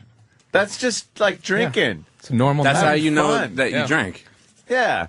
Like if you black out and you just like pass out in a chair, that's good. If you black out and you wake up and there's, little lace fucking thing in your grill of your car and some blood and Do you ever wake up and go like, what the fuck? Like you ever wake up with that feeling of dread, like, uh-oh, like I said something or did something humiliating last night? Monday morning. every night. Pretty much. Oh, it's the worst. Yeah, I don't really remember how I got home on Sunday. Did you drive? Oh, really? No, I didn't drive. Who did? My cousin did. We he were a out at drinker? the bar. Yeah, but he wasn't drinking He that was much. probably hammered There's a bar that up the much street. compared to you. Are you grading that on a curve? Yeah, I don't remember how I got home Sunday. So I woke up Monday like, wow, like what happened yesterday afternoon? There are certain instances where you will just drink to the point of, at the time, everything's fine. You remember everything. And then the next morning you kind of have to put the pieces together and be like, oh, yeah, then that person came over and, Yeah. what was going on? And that probably isn't the healthiest thing, I wouldn't think. No. It's not. That's like one of the signs, right? That's one of the real, That's 5 of the signs. Is that? I was like, is that one of the signs? Questions 3 through 8 on the questionnaire. And lately, too, I haven't been trying to drink a lot. So, like, during the week, I won't try to drink. But, like, when Friday comes, it's 10 times worse now. You just make up for it. You just make up for everything you missed during the week. You're so excited to be able to drink. And I don't think that anybody who drinks is an alcoholic or everybody who gets drunk is. And that's, a lot of people like to just party once in a while. Sure. However, I'm talking to 3 blackout drinkers. Consistent blackout drinkers. I'm not being crazy about it. No, it is, it does get to the point where, There are nights, though, where I'll be having a few beers and just think, like, you know what? What am I doing? Why have another? Like, I'm ready to get another one just out of force of habit. Like, it's one of those things that you just want to have a beer and keep drinking. Yeah. And then you realize... Yes, there's a word for that. Yeah. We understand that. Yes, I do understand there's a word for it. But then I realize, what am I doing? I'm not drinking to get drunk. Yeah. I do like the taste of beer, but I don't have to... I like the taste of apple juice, too. It's not like I'm going to have a fucking apple juice from 5 in the afternoon till midnight. Yeah. But I don't know what it is with beer. What is it? What is it? Just that there's alcohol in it? Well, it's a chemical and physical and spiritual addiction to escape. Okay. Somebody once said to me, can you imagine if broccoli did to you what alcohol... Like, if you ate broccoli and then you risked getting arrested and throwing up all over yourself and blacking out, you'd never eat broccoli again. Never. But what is it about the wonderfulness of booze? It's any of that stuff. It's weird. But it's a whole, social thing, though. Yeah. Or a whole thing where you just... To have the drink in your hand and just taking those sips, and then it's empty, and you're like... Well, I need another one. But you don't need that. You're not a guy who's shy. Like, you talk for, like, you know what I mean? Like, you can, for you, you don't need it as a social lubricant. No, I don't need to drink in order to, like, be able to get over some kind of shyness or anything like this. Derek pissing all over my toilet. Is the seat even up? Yeah. or you just pissing on my toilet you can see bowl? the stream. Oh, okay. I like it. It's impressive. No hands. We're pissing like me, roller coaster styles. Yeah. he's pissing in my downstairs bathroom with no hands. His hands are over his head, and you can see the stream of piss. I know. And you are hitting the bowl. Yes. Not bad. Exactly. It's like a little baby dick, though. It's just pointing in one direction. I don't know. It's just one of those things you don't want to just... I don't know. You just like, oh, that beer's empty. I'll get another one. Why not? Well, if I have like a 6-pack now and I'm like, oh, I want to only have like a 3 or 4 beers or whatever, I'll like look at the remaining 2 in the fridge and feel like, well, they can't be there by themselves. Like, they're lonely. Yeah, they have to. Because it's stupid to leave 2 beers in the fridge. Exactly. It is silly to leave dumb. 2 beers because you're going to have to get more beer anyway. You're not just going to have 2 beers. No. So it's just keeping you from getting, and then you'll have 2 beers in the fridge and go, now I have had 2 beers and now I got to go out. You know, I don't miss, more besides the sickness and the hangovers, is those moments when you're drunk and something's happening. You're like, motherfucker, man, and then you have that moment, even in your drunkenness, where you're like, I'm making a complete asshole out of myself. Really? Yeah, there's those weird little, even when you're loaded, those fucking moments of humiliation. Clarity. Like all of a sudden you clear up and you're like, oh my God, I'm humiliating myself. And then you're right back into it. And then that I don't miss. Do you remember people looking at you and being like, oh my God, what's wrong with him? Cringy. And how much did you need to drink to get to that point? I was so broke at that age. Yeah. Literally, we would have $8 between the 3 of us and have to just go in on a case of warm Meister Brown. Like, we had no money, nothing. We would have to drink grain alcohol because it was, if you have $5 or whatever between 2 guys, you got to get a pint of grain alcohol because that's whatever. It was all about getting as much. So, see, your drinking was purely to get intoxicated. Yes. Like, I understand. I will drink and get drunk. Sure. Believe me. I know that. Yeah, it's more of like but I kind of like if the beer isn't cold, I'm like, this sucks. The beer's not cold. Like, it's not just drink, get drunk. I'm not trying to make excuses. No, that's here. an excellent defense against alcoholism. I prefer my beer to be chilled. I cannot win here. No, because it's like great team. You find legitimate reasons, like I'm not saying anything, but like when you drink, even when you drink a lot, you go, yeah, but there's times I just like to have a beer. But it's like compulsive overeaters can go, there's times where I have to eat because I'm hungry. It's like, all right, yeah, but that still doesn't mean that you're not a big fat fuck who eats too much. Yeah, just because you happen to have vegetables once in a while. Well, I guess so. I don't know. It's like grain alcohol. I would not drink grain alcohol if all I had in my house was grain alcohol. I wouldn't drink it. Just so I could go, wow, I need to get drunk. Okay. Like I wouldn't do that. Cool. But I'll drink beer, I'll drink wine because I happen to have enough resources to get good stuff in the house to drink. Exactly. I like the fact that there's one no that you check. Would you drink grain alcohol if it was the only thing? Some weird, thing that might never occur. Jimmy's just got like. Anything I say, he's on it. Well, because it's funny to listen to. It's like, if there was a gang raping your mother, would you drink anyway? No, I'd help her. Oh, all right. Well, fair enough then. If that doesn't happen, though, I'm drinking. I don't know. I just worry about my friends hitting a pole. That's what I worry about with my friends. Getting killed drunk and driving. Yeah, I understand that. And that's something I've completely, cut way fucking down on. Like, I won't get to the point where if I'm over 2 beers, I'm not driving. 2 beers, I'll go to the store to get more beer. But I won't drink and drive anymore. Oh, it's too much of a risk. It really is. Now it's just crazy. Talk about lose everything and then have to deal with the consequences of what you did, like mentally. Dude, 10 years in jail if you kill somebody drunk driving. I know. They don't fucking play games. It's Could mandatory you imagine prison. You're just fucking like thinking you're having a good time and you're driving and then you're in prison. It's like what just happened? I was having fun and now I'm getting a big dick in my ass. Yeah, and having more fun. Having just a pisser. But that's the worst. It's like when you read these stories in the news, or I see the news about, it was like there was this these teenagers standing at a bus stop the other night, and this Korean girl was like 17, and some drunk, no, they were way too old for him, and a pickup truck, this guy from Florida, plowed through them and pinned her against a wall, and she's gonna live, but he fucking broke her pelvis and both her legs, and he broke his leg, and like he's going to jail for years for that. Yeah. And it's like just to have had that because you're trying to make a U-turn and you're fucked up. Like, yeah, it's not like you went out going, all right, I'm going to rob a bank. Yes. See if I can get some money. You're out having fun, which you think is a lot of fun. And then there you go, 10 years in the joint. Fuck, man. You so don't want that. There's that PSA now with that mother and father that were in the limo with the little daughter. And the guy was driving the wrong way. Yes. Head-on collision. Yeah. And then the mother's talking about, and her head was torn from her body.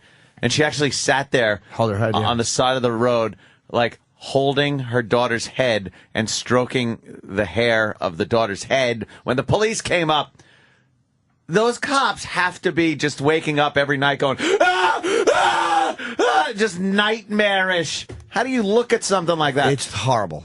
But they're doing a PSA, and the guy is like, so, would you want to kill my daughter?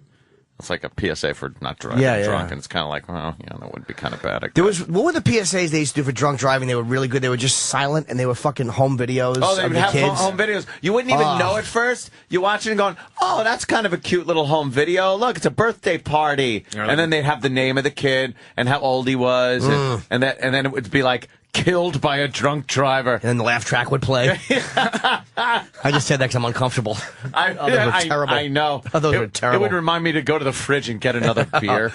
Those were fucking horrendous commercials. Sometimes things like that would remind me to grab a beer. Like PSAs for drinking and driving. And I'd be like, oh, there's beer in the fridge.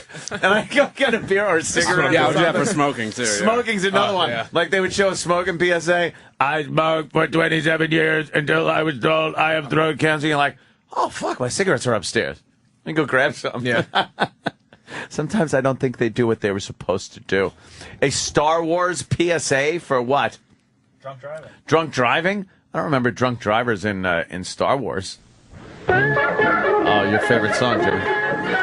See, they're at the cantina drinking. Great. See, that ended with Greedo getting shot. Someone died. When friends drink too much, even in galaxies far, far away, friends don't let friends drive drunk. Oh, did Lucas make money off of that? Fuck, please. Fat, greedy bastard. They should show him, like, creating Ewoks and do that as a fucking drunk driving PSA. He's all hammered. It's a great idea. Little furry animals in something that people actually enjoyed, even adults. Turned into a childhood mess. Is this a smoking PSA? Oh, I love the C-3PO smoking PSA. It's only on one side, but... Where are you? Arthur? Oh, is he smoking? Is Arthur smoking? Arthur? Arthur? What are you... Arthur, you're on fire! Arthur, you found a cigarette. Well, I don't think smoking is grown up at all. Because it's very dangerous. Smoking does dreadful things to your lungs and is very bad for your heart. Please. Well, I know I don't have one, but humans do, and I think we should set a good example. Oh, we threw it away. Arthur. Oh, hello. You know smoking is bad for your health, but it isn't grown up at all. So please. Yes, it is. Don't smoke. Makes you look cool. Exactly. Everybody. How about Darth Vader doing one? Do you really think smoking this with faggots? I have emphysema. As he's fucking a Jawa in the ass. Yeah. Or maybe Chewbacca or something. Saying that you can't drive the Millennium Falcon if you've been smoking or something. I don't know. I don't know. Chip has a lot of half-baked ideas. They're not quite done. Yeah. So he just goes, I don't know. They're like pies that are no good. That's exactly. Say bad bacon. Oh, this one's my favorite. One of my favorites, too. PSA for pot. Let's listen to Hey, Joey. I found Oh, it's a remix. Here, take a look. Do you marijuana? It's a remix. Assholes. Yeah, I hate when I go to a video and it's a remix of some shite. Did you got the real one? I want to see the real one. I don't know why I love like PSAs. Look through these stupid things. They're so hokey. I don't think they ever work. Some of them are really bad. Some of them are really well done, and some of them are such fucking cheese. The one with the guy with the hole in his throat, I think, is good. They've gotten with smoking PSAs. They thought like, C-3PO telling kids not to smoke ain't gonna work. No. You show an artery that they're squeezing out like toothpaste, with all kinds of gack, or a cancerous lung that they took out. I think that shit'll work. Also, the guy with the hole in his throat. I used to go swimming, and now I cannot do anything that I like it to do. And he's swabbing out the blowhole with a fucking Q-tip. Why can't he swim, though? Because he's got to breathe out of the hole in his neck.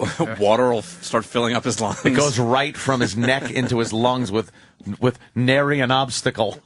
But the thing is, what was the PSA in Canada for the safety at the workplace? PSAs were great. They were really funny. These ones are fantastic. They were well shot. That was the one with the girl falling off the ladder and crashing into a glass coffee table. Yeah. Holy mackerel, was that fucking great. Oh, my God. She took out Danny Thomas.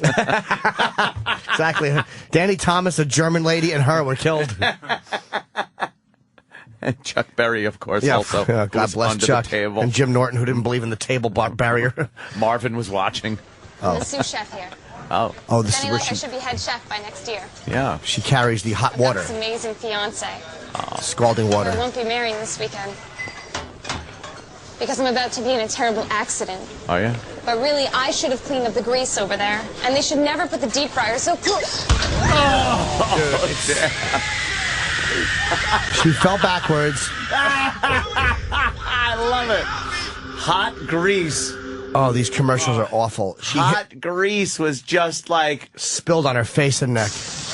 Oh, here's the welder. There's a black guy welding. Oh, Jesus. I'm working overtime because I want to take my family on a That's nice a lie. vacation. Oh, God. Soon to get a call telling them I was killed in an accident. But hey, I'm wearing a busted harness here. And the company should have checked those tanks. Oh, shit. He got blown off. He got blown off. He got blown off the fucking roof and fell onto a truck. So I love how it's not bad enough that he got blown up. Yeah, like, he's got to fall on a truck. Yeah, but he got hit by a truck. But it goes even further than that, because not only does he bounce off the roof of the truck, but he also hits the hood of the truck. And then falls on the ground. And he has a bad harness, too, so yeah, it's a busted harness, and the propane, everything went wrong. Everything. Surprised the building didn't collapse on him. Poor fuck. And they told me that there was no AIDS in this orange juice. All right, you got it. We get the point. You work in a very dangerous place. Exactly. What do you do? I normally carry AIDS needles. They didn't tell me that I shouldn't put them in my hands like a pin cushion. I juggle them. All right, this is a factory accident. They call the forklift operator. Yeah. Jim, you take care of that skid? Yeah. And there's no protective thing over the top of the forklift. Oh, wow. And he backs into something. This was no accident. The company knows it's against code to store that much weight up there. I knew I should have been focused on what I was doing. And it's obvious the supervisor didn't report that broken shelf. He's impaled with metal fucking rods. He backed into like a bunch of shelves, and these sharp metal rods fell on him. And when he stood up, there was two sticking out. One, like, obviously through his heart. Yeah. And you'd never be that calm if you were dead. No. Yeah. You'd be very angry still. Oh, that was, hey, Jim. Hey, he's having a casual conversation. What could happen at a retail store? Maybe you're putting something on a ladder by yourself. Yeah? Oh, okay. And she leans over. The great one. Oh, she fell right through that glass. Accident? There's no accident. Her wrist is broken. The company should have replaced that ladder years ago. Yeah. It's I their knew I fault. shouldn't have reached over like that. No. And why isn't there a strict policy about two people doing a job like this? Yeah. She's bleeding. She's obviously dead, right? I would guess so, yeah. But why would she be so Hold calm on and her say, face. call the ambulance? Why do you scold the company? Yeah, it's just the first thing. Oh, this has got to be The bad. electricity accident. I didn't see this one. I didn't James see. was with our company for 10 years before It's a this eulogy. tragic accident. Oh. He's getting out of the coffin. What are you talking about? Your company never fully trained me to deal with high voltage wires. And the way they were insulated? He's electrocuted. It was obvious someone wanted to get home in a hurry. What was I thinking? You're scaring your family. I'm wearing all my safety equipment. He's up out of the coffin. He's up out of the coffin all burnt up from an electrical fucking accident. The black tips of his fingers, are pure black, and his face was like half burned off, and he sat up in the coffin, and the family's not going, why are you sitting up? You're dead. They're actually wondering, could you further explain the company's errors? How do you not, if a guy sat up and awake, I wouldn't listen to the content of what he was saying. No! Running out of the... And, of course, our favorite. Oh, this is the... for domestic violence. Where the bitch spills his coffee. She spilled my coffee. I'm sorry, sir. You fucking bitch. Pins her down and pours hot coffee on her tits. How do you like that? Smacks her. You wouldn't get away with it here. But do it at home. Get away with it at I like the fact that the kids already know what's coming. Yeah, they've seen this before. We've talked about this 1,000 times. Yeah. It's up there with Citizen Kane. As far as great things that were filmed. It's just old hat for the kids. It really is. They're sitting there like, oh, Dad's at it again. It's because pouring hot coffee on a chick's tits. If you watch it, as soon as the coffee goes in the saucer, the kids look down like, oh, boy. Oh, boy. Someone's getting scalding coffee on her chest. Yeah, let me... Watch. Kids... She spills it and watch the kids. All over the saucer. He examines it. She spilled my coffee. And the daughter... The daughter's coloring or something? And she turns her head... She puts her head in her hand like, oh, no. Oh, no, you didn't do that. You didn't do... You fucking bitch. She spilled my coffee. It's my favorite part. His moment of reflection. Everybody's just watching the clumsy waitress hit her comeuppance. She'll get no gratuity either. You wouldn't get away with it at home. You wouldn't get away with it here. Don't spill coffee. Yeah, it's a don't spill the customer coffee PSA. It's a PSA for being a better waitress. It's a restaurant training video. Next slide, you can see now that This our is The contracts Office. are at Yes. 23%. Ron, I think it's 19. No, the new numbers are right. It is 23%. Stupid bitch, don't you ever correct me. He's smashing her face into the on table. the conference table. You think you've got the right to tell She's bleeding, no? He throws the fucking shit at her. And then he fixes his tie like, I'm sorry that happened. Back to business without that uppity hole. Again, that's a PSA for doing good math. Yes. Don't correct somebody until you know your math is right. Fucking love it. Those are all Canadian, right? Yeah. There's something going on in Canada that is just a little... Yes, Canada's great so- comedy. Canada's so similar to our wonderful, great country, but they do have these little quirks. They're really odd. They got these, like, almost Canadian pride kind of PSAs where they talk about Canadian history and how great it is.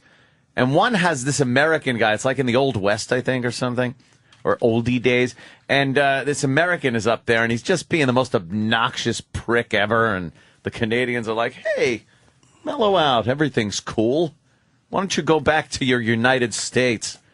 There's an inferiority complex going on up there. Of course there is, and there should Crazy be. Canadians. But I'll tell you one thing about Canada that's great, because Craigslist got so gutted here.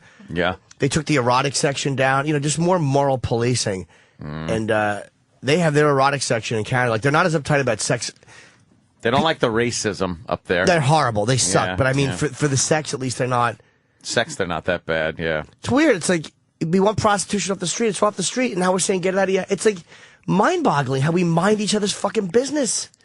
Yeah, that whole thing with Craigslist is really weird. Just get some fucking Canadian pussy boy prosecutor. That's who it was who started all these lawsuits and stuff. Really? It might have been a sheriff that sued first, but this Canadian, a Connecticut prosecutor really pushed it after Philip Markoff killed that chicken.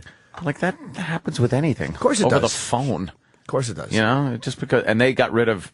Did they get rid of all of their erotic? Yes, the adult section and the adults and erotic. Jimmy will tell you exactly what they got rid No, of. I know. It was a huge story, though, because to me it really is.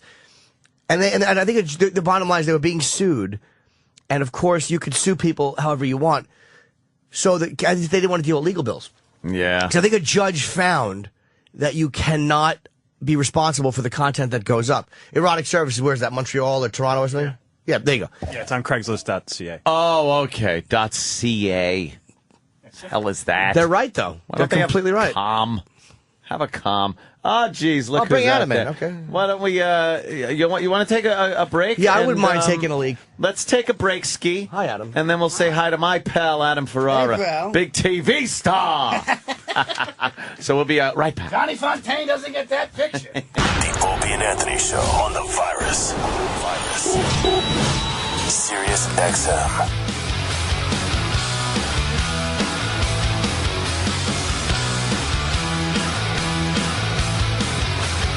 Hi, everybody. Opie and Anthony Show. And my pal just came in. How are you, pal? It's Adam Ferrara. Hey. And he's, you know something? Not just a friendly social visit. No. It's some business. A little bit of business. Conducting some business. And I like to mix business with my friendship with my pal. Of course. Sure. Apparently November 18th, 8:30 is going to be at Gotham. November 19th, 8:30, 10:30 apparently is going to be at Gotham. Apparently it's got Top Gear premiere on November 21st, 10 o'clock on the History Channel. Apparently Big Shot's got a lot of stuff going on. I like the way he says it like a prosecuting attorney. Apparently Big Shot's got a lot going on. Objection! Sidebar, allegedly there's a special on the History Channel with Opie and Anthony and little Jimmy Norton. That's right. December 29th. Mr. Norton. December 29th, yeah. It's on profanity. I want to see you in my chambers. I want to speak to you Marine to Marine. Who was that guy during the OJ trial? Was that Bailey was yelling at Furman? Effley Bailey? Yeah. Marine to Marine. Oh, Answer God, me. stop. Goes, yeah, like Marines never use that language. Who said that, please. Bailey? Effley Bailey said it to Mark Furman. What did Furman say? Furman said, he called him Marine to Marine. He called him a... You old drunk? I didn't do it. Yeah, Adam's... because I watch the History Channel a lot. Mm-hmm. I like it. They've revamped the History Channel. Now, let me tell you something.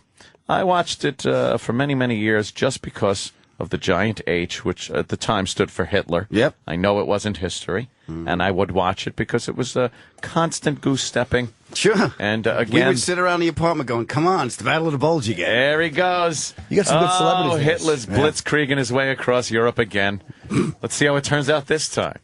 And now they've gotten a lot more original programming. Yeah, they're doing a good job. Yeah, Buzz Aldrin? Sorry, yeah. Buzz Aldrin. He was our Does first he fly guest. a spaceship? What happens? He comes down, right? He was our first guest, and he was our big star in a small car. So the show is they do a lap around our car and our little car, which is a Suzuki SX4. Because there's a lot of money on basic cable, so he does that, and then we just interview him and we show him the lap, and he was great. He was telling us stories. I mean, how many times has he told about? Yes, I went to the moon. Yeah. So like in really saying it was basically a can, the three of them in a can, and it took them 2 days to get to the moon. And I said, Buzz, at any point did you just lean over and go, Neil, shut the fuck up? Yeah, you're driving me freaking crazy. It's true. If you're just a couple of days with your friends, like, shut up. But if you think about landing on the moon, like they get there, like we're the first human beings ever to be on the moon. And Buzz is like, Neil, you go first.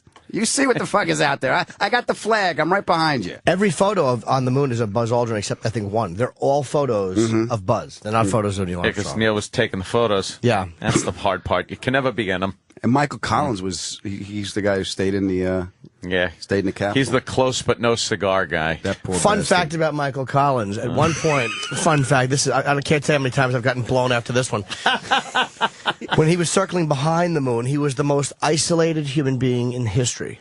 Oh. Because he was the farthest from other human beings that a human being has ever been. And he couldn't communicate. Could not communicate, and no one has ever been that far from other people. How long was he by himself? I want to say a half hour, an hour. Maybe we could look that up. That's my dream, though. That's our dream, too, That Ant. is my you on the far side of the moon. Yeah, it's you up in the clouds. 5, 4, 3. It won't be long now. Yeah, 2, 1. please. I would love a nice loss of signal. Oh, well, I have AT&T. Get it? Won't be long now. Was that Major Tom? He's like, what happened, Major Tom? In the song, he's like, he goes up and he's like, he's joking, like, yeah, I'll have a drink, and then just joking. But then there's a problem. What's the problem? What? Ground Is that what control, happens? mate. Ground control. mate. He's like having a drink. He makes a joke about get me a drink. And then something goes wrong in his ship, and he's lost in space. And the next words are tell my wife I love her, and that's it. I'm gonna die. Yeah. I never And really then he paid goes, much attention "You to the mother's words. cunt, then, Major Tom." That's it. Otto. Otto. Look at that. It's serious moonlight. I was talking about the show now. Yeah. The Top Gear. Top Gear. Yeah. I've watched a lot of the commercials for it on History, and I see my pal there.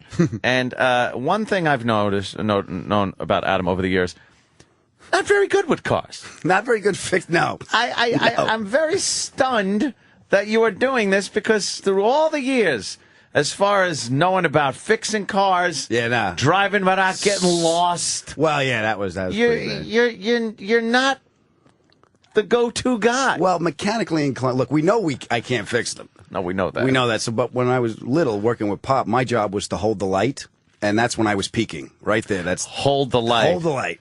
What do? You're blocking my light. Get out of here. Remember we tried to fix the brakes, the drum brakes on the Dodge? What a disaster. I took off the drum brakes. I put it on my father's new chamois. And he said, all right, that's it. You're done. That's not a rag. He used the chamois as a grease rag, and Pop got really mad. No, so I can't fix them, but they're fun driving them. And I really don't have a good sense of direction. Yeah. But now with GPS, you don't need that. See? Mm-hmm. How was Buzz? Did he treat you well? Buzz was sweet. No, it's fine, Buzz was great. He's a tough interview, though. We've had him. Yeah. We had him, and he winds up. He kind of goes into a weird zone because again, he's just. What are we going to say that interests him? He's on the moon. He's a bit of a prick. I mean, I'm saying that, not Adam. Right. I like the fact that he is. I like the fact that he popped that reporter in the face for saying. Me too. That they never landed on the moon. I like the fact that I tried to get a picture of me and him signed, and he's like, "Oh, I don't want to sign anything." And then he was talking to my chick, and she comes over and goes, "I can get your picture signed." I'm like, "What?" She goes, "Give it to me," because I think he wanted to bang my chick. Of course he did. That's me speculating. Yeah. And then she walked over, and he realized it was a picture of me and him that he had refused to sign. She's like, and he's like, oh, I'll do it a little later. And his wife's like, just sign it, Buzz. Oh, really? His wife said? Yeah, she was so annoyed. Oh, he's got to take shit. He was on the moon. And then he signed it, and then people started coming over and getting cell phone pictures. So I really did ruin his night. Fucked it all up for him. Good. I tried talking to him after he wanted nothing to do with me. Prick. That's great. But you got to figure. I asked him. I said, you spoke to the Earth from the moon in 1969. Does it really piss you off now when you can't get a fucking cell signal? Yeah. And he just laughs. And it's like, cell? What's that? Yeah, it's just no clue. I'm old. But he was great. Yeah. He was good. Who was really good was Michelle Rodriguez from the Fast and the Furious and Avatar. Oh, yeah? She was cool. Could she try? Lost? And Lost, yeah. Tim Allen was cool. Kid Rock. Brett Michaels. Look at this, star-studded. Star-studded, yes. How do you enough? You getting people we can't get. Yeah, I know, right? Good. Well, they let them drive. Yeah. It's nice. Let them drive some cool But they cars drive or the something. Suzuki, the SX4. They don't drive the supercars. What's the fastest one of those celebrities we've gotten that Suzuki? We don't have a mile per hour. I think next season, if we get picked up, we're going to have like a speedometer and a taxi. You could see what's going on. Yeah, in you the should cars. kind of have something like that. Yeah, that'd be pretty cool. See who could go fastest. Wait, what do they do? They just drive it in a circle? No, it's a track. It's a whole, like, there's teardrops and there's A road long course. backstretch and there's a whole lap. And you do a lap. Hairpin turns? Hairpin turns we got. And then we keep the celebrity times, and we put them up on the board, and they compete against each other. Okay. Now, because it's on the History Channel, my first guest I wanted to have was Hitler. How funny would that be? I'm in the middle of an interview, and the celebrities do their time, and I just lean over going, so, do you think you were faster than Hitler? And you just write down the times. I don't think they found the humor in it. Yes, Mel Gibson would get a big laugh out of it. Yeah. Harvey Weinstein, not so much. The letters are pouring in. Yeah. So that it airs Sunday, the 21st at 10 o'clock. And I Yes, Jimmy. What did you just do? Just laughing about the whole thing. Yes. And I'm just laughing at my awful reference to Harvey Weinstein. Like I couldn't find a more fucking topical hip Jewish guy. The fucking no showbiz faggot I am. We all understood. He's Jewish. Sure. Weinstein. How could you go wrong? It was all we needed. Terrible. You could have said the wedding ring. Wait, guy. Harvey. Wait, who's the one who's on Broadway? The one. Harvey Firestein. Firestein. That's what I meant, not Weinstein. Oh. I meant Harvey Firestein. It still works. Nah, but Harvey Weinstein's a producer. Yeah. But he's Jewish. I didn't mean him. Wasn't that the point? I know, but I meant Fire. They wouldn't have Harvey Weinstein. No, they probably wouldn't. Harvey Firestein. I don't think they'd even have Harvey Firestein. They wouldn't. You know what the nice thing is? You can never be anti-Semitic because you can't pick them out. So that's why you can't be. You love all people. Look at you. So Hollywood now. Love Opie. Yeah, I'm all Hollywood. My ass. My ass. And then what do you, what was that, Comics Come Home? That was great. I got to see, and thank you again. I'm going to tell people on the air. You're welcome. He took Jimmy. He took a red eye. He did the Tonight Show, took a red eye, came back, and did Comics Come Home. Yeah, Dennis sent me a nice email, so it was fun, man. It was the crowd was fucking great. Was it like 6,000 people? Yeah, it was big. Those things are Arena. always just fucking gold. Yeah, I got to see Stephen Wright again. I met him once before, years ago, when we used to do it in a little theater. And Dennis is so gracious when people come out to do this for him that he makes sure everyone's having a good time. It's the one day he's gracious. And he's an insufferable prick. He's always nice. But he leans over to me. Stephen was walking around. He goes, Stephen Wright, is he having a good time? Is he happy? I'm like, how do you fucking tell? Yeah. You know, does his ears glow? What do you? Yeah. So Lenny was great. How skinny was Lenny? Lenny. Is he skinny, Lenny, again? Lenny's in shape. He goes, hit my stomach, Norton. And I poked his stomach, and it's muscle. Punch him in the face. Yeah, I grabbed his cock. To fool you. Good 4 hours later. You were expecting the one in the stomach. But his fucking stomach, and he didn't have surgery. I'm like, you're dumb for not writing a book, dude. Yeah. You're dumb. Write a book. He lost all the weight through exercise and healthy eating. Mm-hmm. He's done it before, then he puts it back on. But now this is the thinnest. I think I got a picture. This is the thinnest he's ever been. Dude, his stomach, when he tightened his stomach up. Yeah, he's thinner than that. He's thinner than that? Oh, yeah. His stomach was fucking tight, dude. It was tight. Yeah, he told me poke his stomach. His ass. Not so much. Not so much. Which would indicate why he lost the weight. But he was eager and greedy. Pictures of us on stage, all of us throwing out the balloons and stuff? Nah, that's the... Throwing out the balloons? I mean, the shirts. Oh, well, how do you mix up shirts and balloons? Because I'm dumb, that's why. I'm only half paying attention. He looks really good. Oh, my God. Yeah. What, did he color his hair and everything? Yeah. He looks like Robert Blake. What is he doing? Yes. Wow. That's great. Young Lenny. Stephen Wright was very nice. Yeah? We chatted a little bit about Leno and stuff. Yeah, he was very cool. He's not big on shaking hands, though. He does the fist bump, but... Yeah. Does he? Yeah, you know that little, going in. You know. But that is kind of...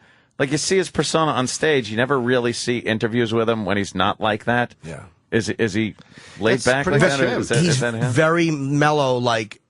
Because he said, I guess he had seen a segment I did on Leno, and he's like, so is Jay's taking care of you? And I'm like, yeah, and I'm talking, and then he's just like, oh, that's cool. Like, he's a very quiet dude, so you... Yeah, that is just him? Yeah, he's like that. You know when you do a satellite interview and there's that half a beat, that delay? Yeah. That's pretty much it. Yeah, he's a phoner in person. But, he was nice. Yeah, he was really cool. He's funny, too, man. He had, he had one brilliant fucking joke about an EKG or something. God, he still writes stuff and you're like, fuck, he's good, man. Funny shit. Yeah.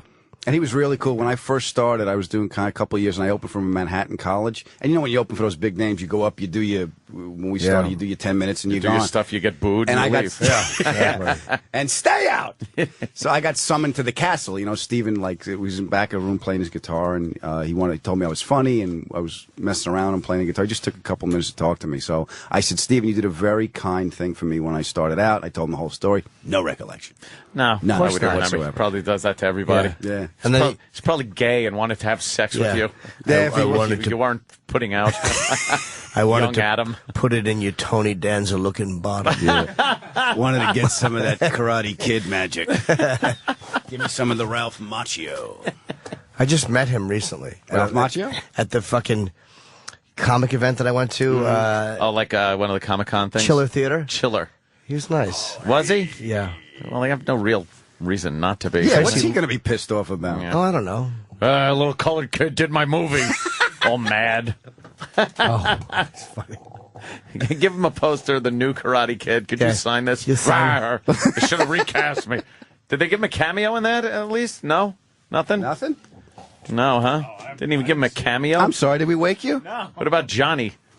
Did you give Sweep the Leg Johnny guy a cameo? Do you have a problem with that? No, Sensei. Sensei. Was the Sensei guy in there? The guy with that wiped the whole cast out. That 80s robo hair? He was always the badass in 80s movies. Yeah. Never a likable guy. Yeah. Didn't we interview Johnny? We had him on, right? I think on the phone. Was it? No, it was in person. Get him a body bag! Was he actually in here, Johnny? Just awful. They're all wearing their fucking skeleton Halloween costumes. Beating up this queer from Reseda. It stunk. Yeah, his fucking dumb mother moved. Why did his mother move there? Her job transferred or whatever? No, the car stalled there, and she figured out, I'll just live here. She was Alice, fucking Linda Lavin. She really was a Linda Lavin-ish kind of. And you know what I like? The son, Mom, I befriended a 60-year-old Asian man. Maybe you want to meet the guy or say don't hang out there. What are his intentions? Yes. Don't eat anything he bakes for you. We do a thing, it's called paint his balls with my face. Yeah. Show me cup the nuts. Yeah. Lick the taint. Get it? He's gay. Yeah, show me felch to come. One more. Felch. Keep going more. keep going. One more. Keep going, please. You're all over the place. What do you bi-coastal now? Yeah, back and forth. Do you got a place out there? Yeah, we got a house in Santa Monica. Santa Monica, look at you. You would have been laughing at me. Well, I'm on the roof the other day. I finished an interview. No. You weren't trying to. Yes. I had I need a cap on my chimney. And I don't have time. Call the guy. I'm going to call the guy, but in the meantime, it's raining, so I have this big tarp and this come along and this rope, and I'm on a ladder, and I'm trying to just put a tarp over my chimney and secure it till the guy can come. Disaster waiting to happen. Yeah, there's so many things working against me. No, my mechanical ability, gravity, better judgment. The way you walk. The way I walk. I mean, there's just too many friggin' things working against me. Why? Do you mean your Laurel and Hardy gait doesn't do well on a roof? Oh, what a dick is that funny. My Laurel and Hardy gait. If I didn't have a short leg, I'd kick you right in the You have ass. a short leg? What? You have a short leg? My hip is hip is deformed. Like years ago. I didn't know that. When he was a kid. When he was a little kid, they got to do something to his growth plate. Oh, yeah, poor they little took guy. my knee out. There was 1960s Frankenstein surgery. Take out his growth plate. Poor little doll. He used to make fun of his growth plate. Yeah, they took it out of my knee. Oh, It's where your leg grows from. Yeah. So they figure this kid's one growth plate ain't working, the other one's working, so they got to remove the growth plate, or else his one leg would have kept growing. Yeah, I would have been like, Esmeralda thinks I'm cute. So they took it out. Poor boy has an overactive pituitary gland. His pituitary gland is overactive. It's got nothing to do with the pituitary It was his gland. growth plate. It's a growth plate under the knee. I never heard of that. I never heard of that. I never did either until I grows took from. it out. Yeah. And the funniest thing is, so I'm out. I get out of the whole thing, and then we start hanging out at the end of high school, and these idiots find out about it. Relentless for 2 years. Yeah, we wouldn't stop. Of course. Yeah. You hungry? Here, let me serve it to you on your growth plate. Shut the fuck up. It wouldn't stop. Just everybody had their cross to bear. Yeah. Oh, we were ruthless on each other. Poor Bison. We hung out with a guy named, Bison. Because of the head. And his head. You ever see a bison's head? Yes. Like from the eyes to that little tuft of hair they have on the top of their head is just a giant forehead on a buffalo. He had that. Yeah. He had a giant flat forehead, and it just opened him up to be sitting on the couch watching television, and then Adam would just go, "Tag!" and smack him in the forehead as hard as he could.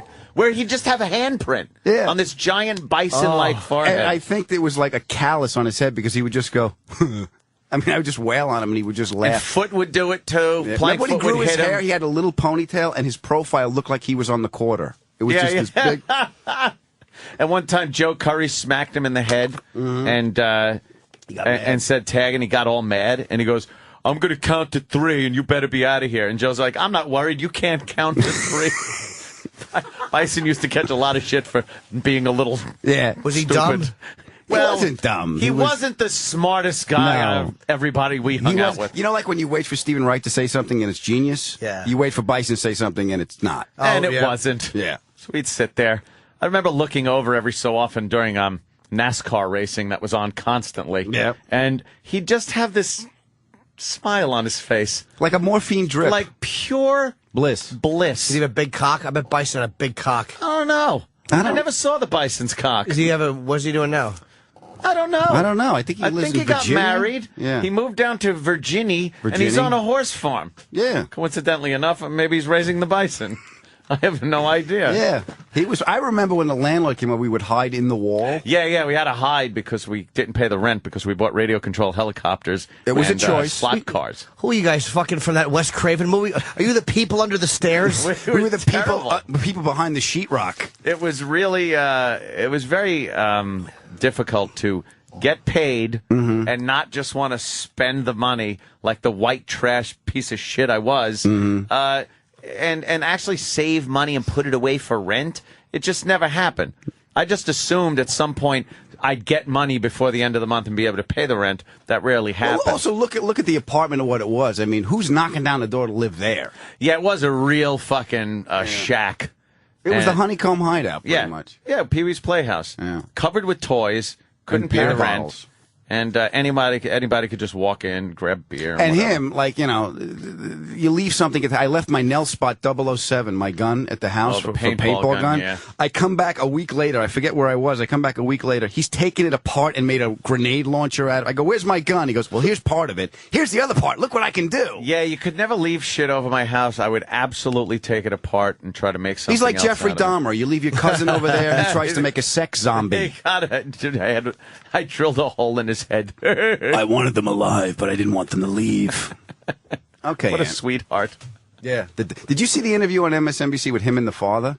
Ew, no. He was sitting there with his father in prison, and his father's trying to make sense of the whole thing. It's a proud moment. Yeah. Why, as a father, would you even entertain the idea of looking at him again? At what point does the father look like, maybe I did something, maybe I should have disciplined him a little more? You could say unconditional love, or you could say there's one conditional love. Or you could say... There's one condition. If you're drilling holes in Asian gentlemen's heads and having sex with them... Yeah, don't eat them, okay? Yeah, that's all. If he didn't eat them, For God's I just sake. still loved him. It was very important for him for people to know that he was not a pedophile, too. Oh, was it? No, that but would have made him weird. That was a big thing for him, though, because one of the victims was 14, but Dahmer thought he was older. The one who didn't speak Laotian or Laotian. We could all relate to one thing. The kid runs out, and he didn't speak English got very away, well. didn't he? Yes, but he went to the police, and the police gave him back to Dahmer They because they brought him back. thought it was a lover's quarrel. A naked 14 Laotian They didn't boy. know he was 14, and then he murdered him when he went upstairs. And he was so fucked up from he had drilled a hole in his head already and put some kind of Drano and shit in there. So when the kid broke out of the house, he got out of the house, and the cops got him. He was really fucked up, and they thought he was intoxicated. And Dahmer came out, and he was like, "Yeah, he's been drinking and stuff. I'll take care of him." And they're like, "Okay, I'll love." And the cops are like, "Hey, a couple of homos. We'll just give him back." Amazing. And it's like the guy must have been like, "Oh my God, I made it. I'm free." And they give you back to the guy that's gonna eat you. And he killed him immediately, I think, upstairs. Oh yeah, you got to. You got to. Can't take the chance he's gonna get out again. Come here, you rascal. Yeah, you're a sly one. Why was he pouring Drano in his head?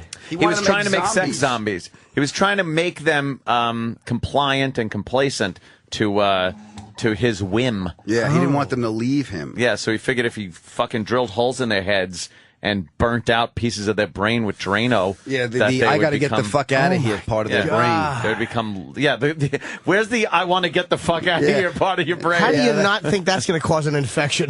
Yeah, it might work for a second, but then he's going to go like, ow. I think I'm dying. But he was saving the parts and stuff, wasn't he? He had skulls in the freezer. He had a lot of that shit. When he killed the people, he'd cut them up and then again sometimes eat them, cook them, and eat them. What is that all about? He's hungry. Okay. He's probably just chronically cheap. That's what Sam would do if he's a serial killer. What would meat cost in a store? Yeah. My God. This skull's going to get freezer burn. I have to double wrap it. And he worked in a chocolate factory in Milwaukee. Yeah, he worked for a candy factory. I went to Cleveland, Ohio, Akron, wherever the fuck I was, and apparently his childhood home is there. Really? And I took a drive past there, and kind of creepy because it was probably the place he killed that first little fucking puppy or something and chopped it up and buried it. And the parents were blind to the whole thing. Yeah, I mean, when people go past the apartment where you started, they go, "This is where he hid in the wall." Yeah, it's where he couldn't pay his rent.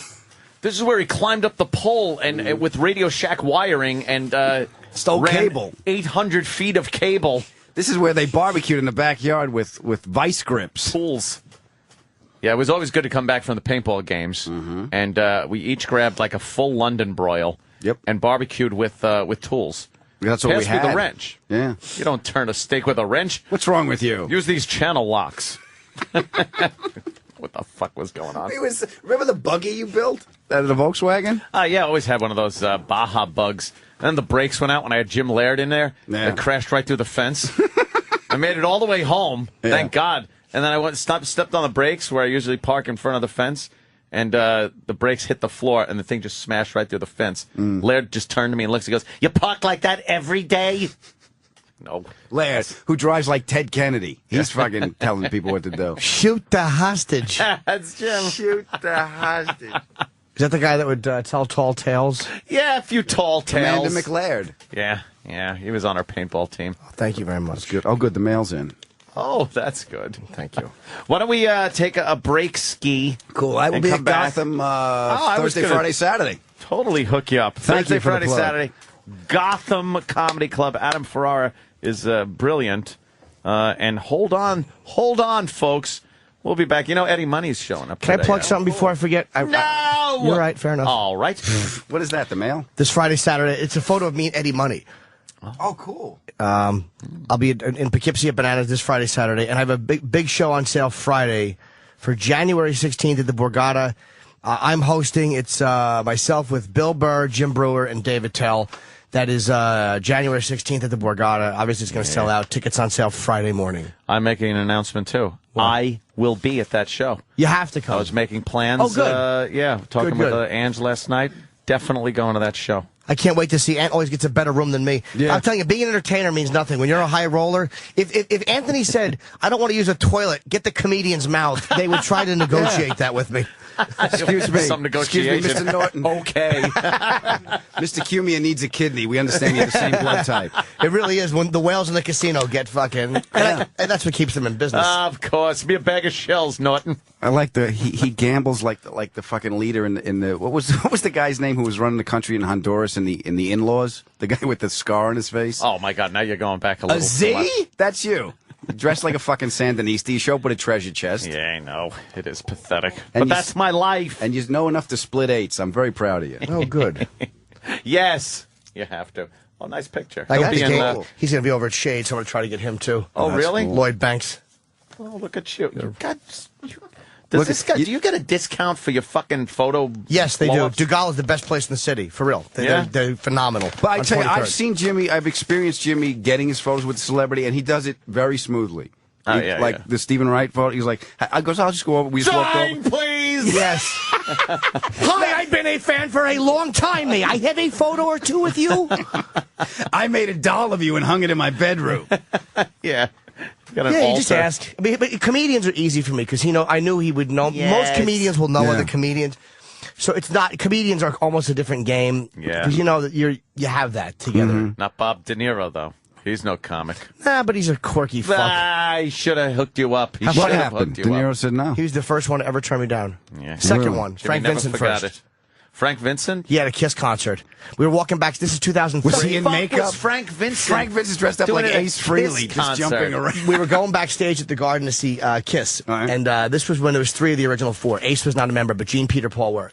So I knew I wasn't going to get backstage, but I went back, and Frank Vincent is walking back, and I'm like, "Oh, hey, Frank, big fan. Can I get a picture?" He goes, "Nah, not now," because we're walking backstage. He was trying to get backstage, and I'm like, "No, I'm just a big fan." He goes, "I said not now." Oh, shit, and it's him. Oh, yeah.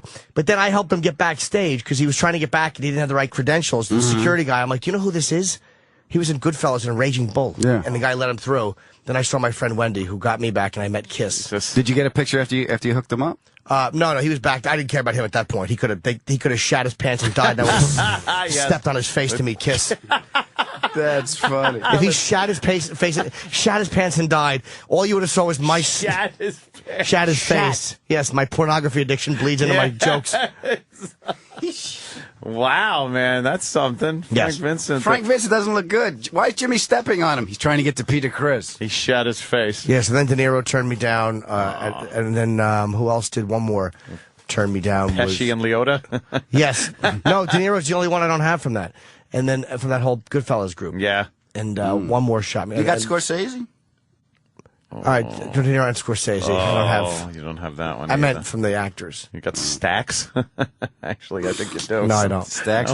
No. You got Joe Buddha? Who's that?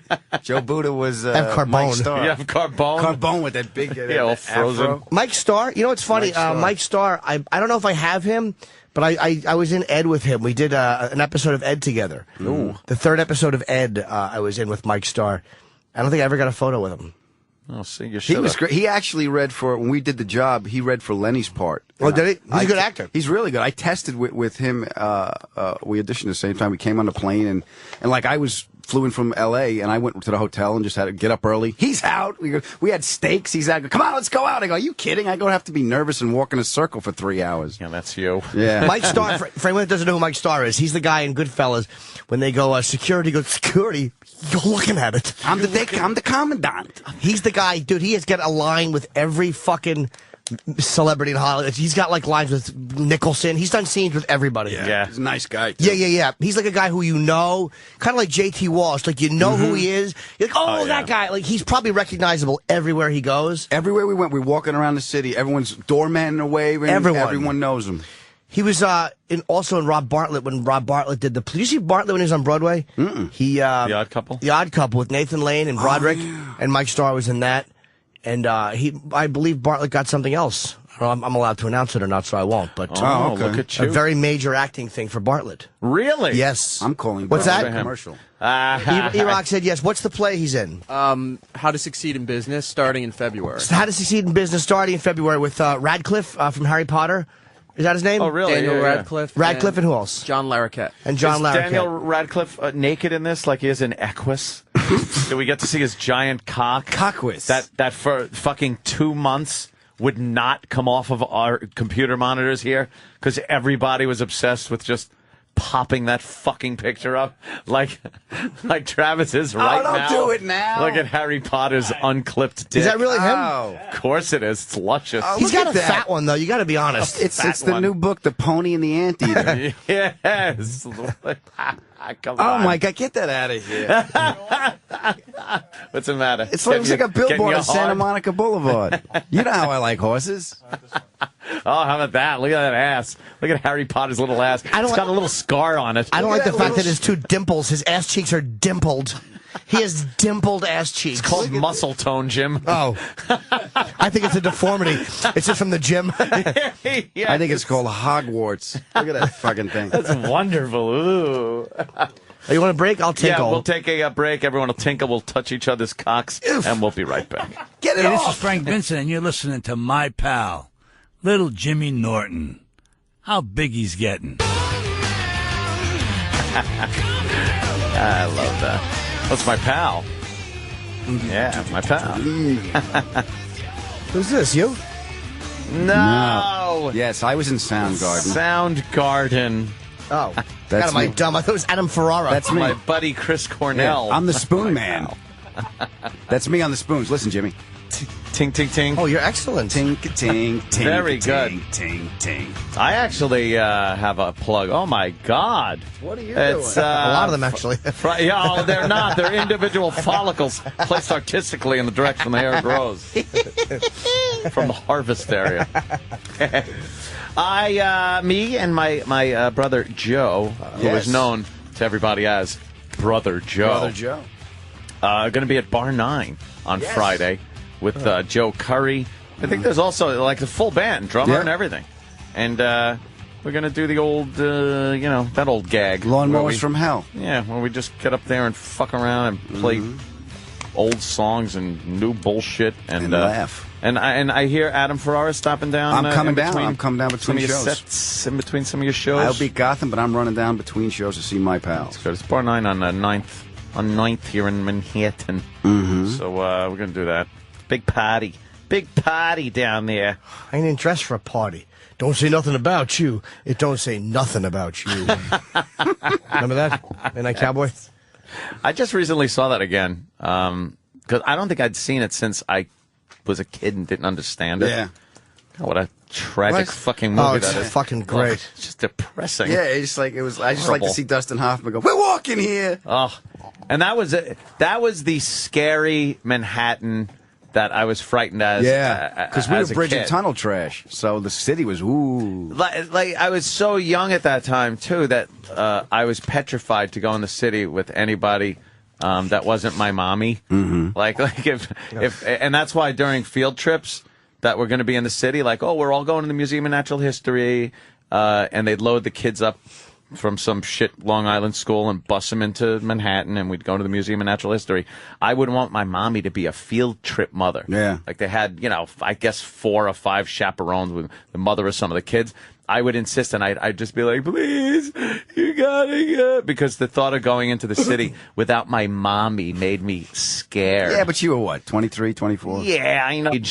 Yeah, but Such a little your faggot. brain is tough to fucking figure out. I remember the story when you were little and you didn't want to get on the plane because you thought the rivets were too small. Joe says that. I was joking.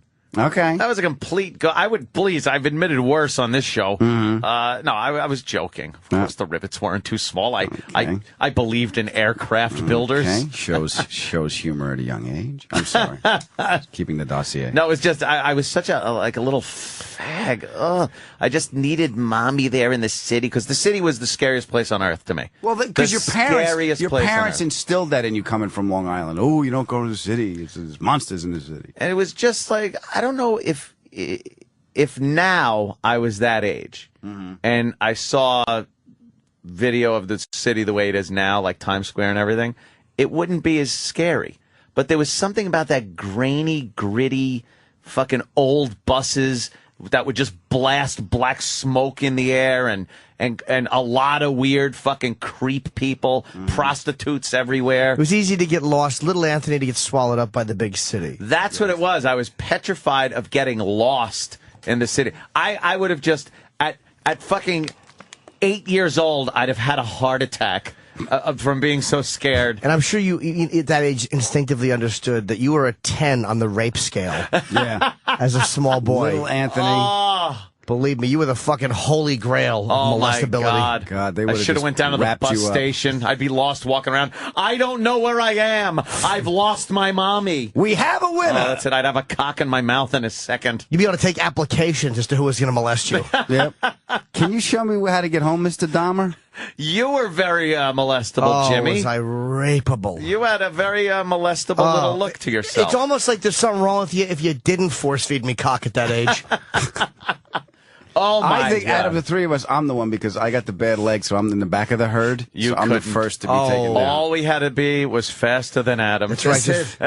That was you. The pedophile. Right there. That was the man helping you home. Richard Simmons. Wow. His hair. Look at that. Looks like he gets. It looks like that green stuff you put in the Easter basket. You know, the little fake grass. Little fake grass. What the fuck? Wow. Yeah. He has like chemo cream rinse. He has horrible plugs. Oh my God. Are they plugs? It looks like it. Those are unplugs. They're coming out. Because he always had some kind of coma, but it's like now it's just so thin and wispy on top. By the way, that Midnight Cowboy moment was not supposed to happen. That cab moment was just one where a cab just rode through while they were trying to shoot. Really? And Hoffman just fucking stopped the street.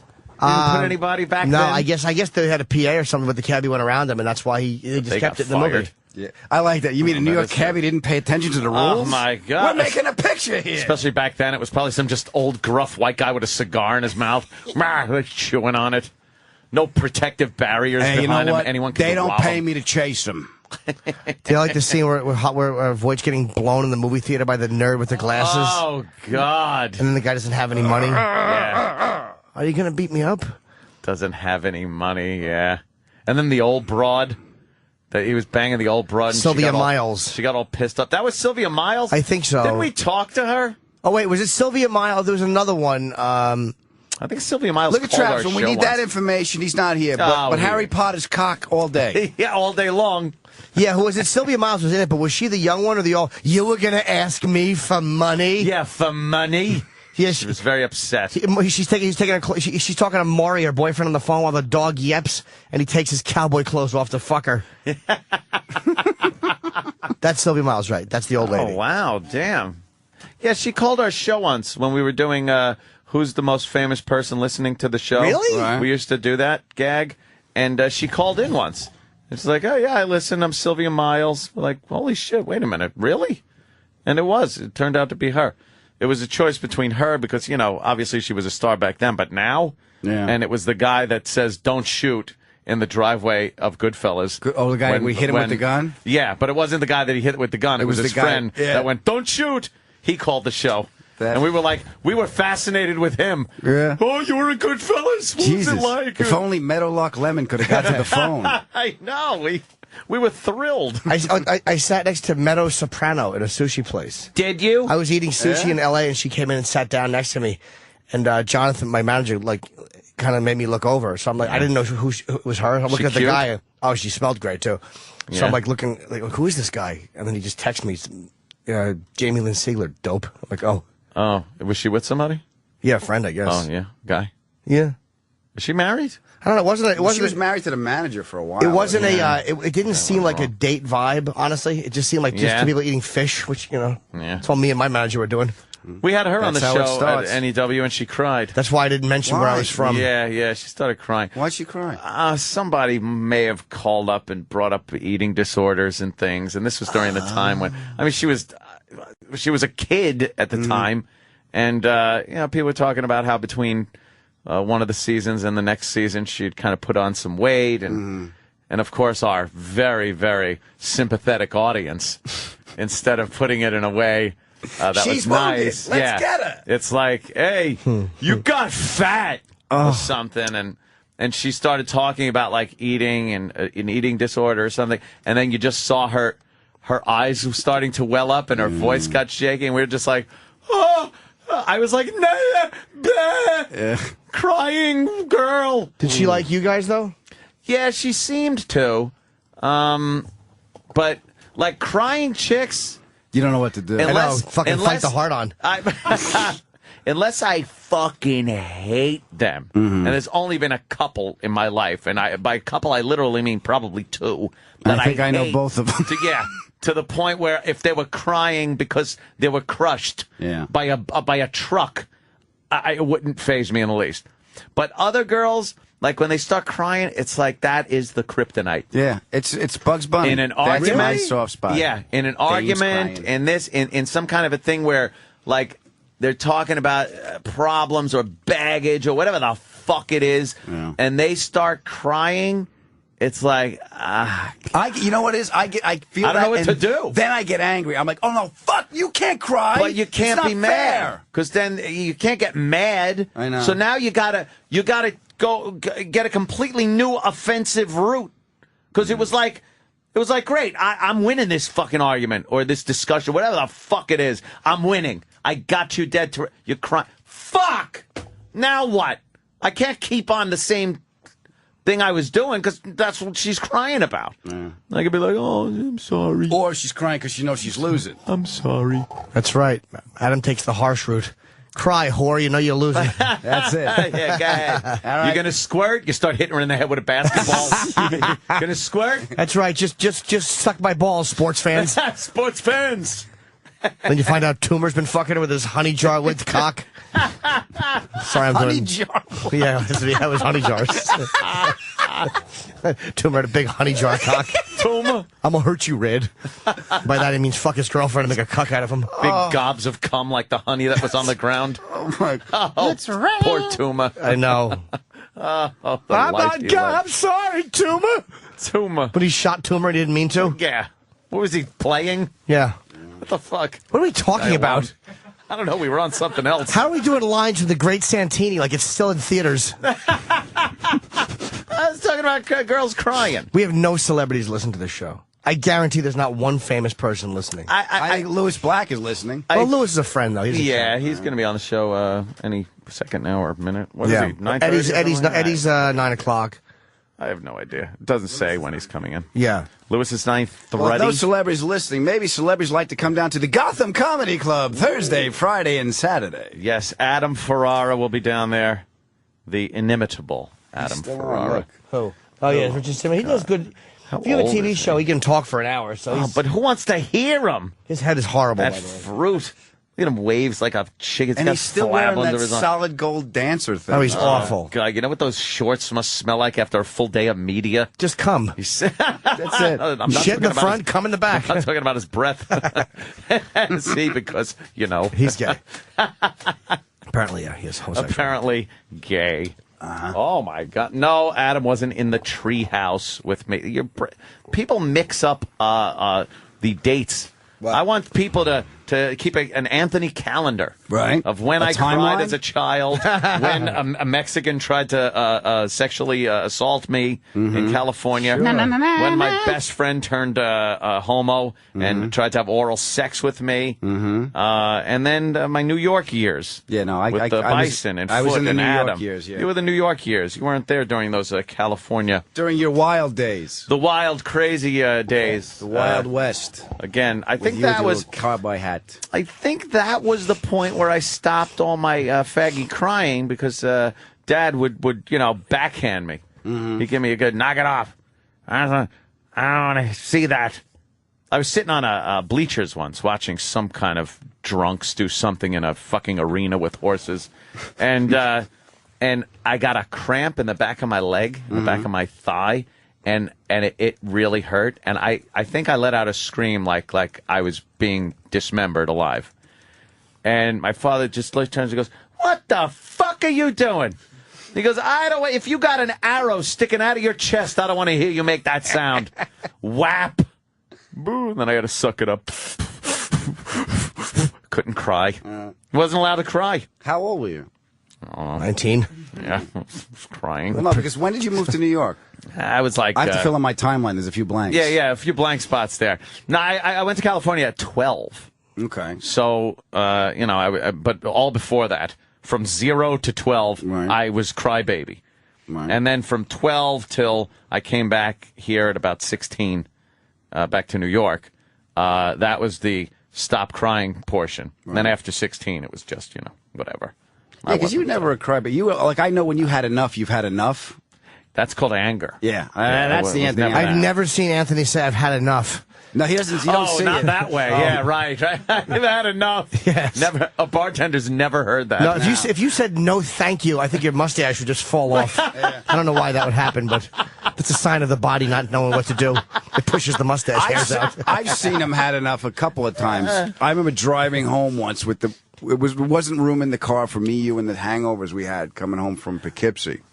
Oh, God, those gigs. When you stabbed, those gigs we had. I had a fight with a payphone. Yeah. It was a good idea. He stabbed himself with a payphone, and that was the worst hangover of my life. Well, I think you were feeling a little worse about that because you were trying to sneak a fat broad out of the house in the morning. Well, there was that, too. That's a great idea. It's one day, because he's going to school up there. It's one day that we're all up there. We had a gig. And he couldn't just not fuck a fat girl that day because all of his friends were over. And we're laying all over the place. It was a minefield of friends that you had to walk this pig through. Jimmy, looked like Jonestown after the Kool-Aid. Oh, really? Yeah, we were all laying all over the place, and it was everybody. It was the whole band. It was and we were sleeping. He's trying to tiptoe a hippopotamus out in between all of his buddies. He almost makes it to the door, and I think my brother just went, "Hey, Adam," like laughing, and then we all just look up, and she's like, and then the girl wanted to meet everyone, so she's like, "Hi," and you're just like, "Oh, get out!" All right, get out. No, turn sideways to get through the door. That was so embarrassing, and of course we left him alone and never acknowledged it again. Yeah, oh, see, I would have thought you would have teased him. Oh, no, why would we? He's such a good friend. Women would never tease each other about that. Like, remember that fat guy you fucked? Probably they wouldn't fuck a fat guy, but yes, well. That's why women are not fun to hang out with. No.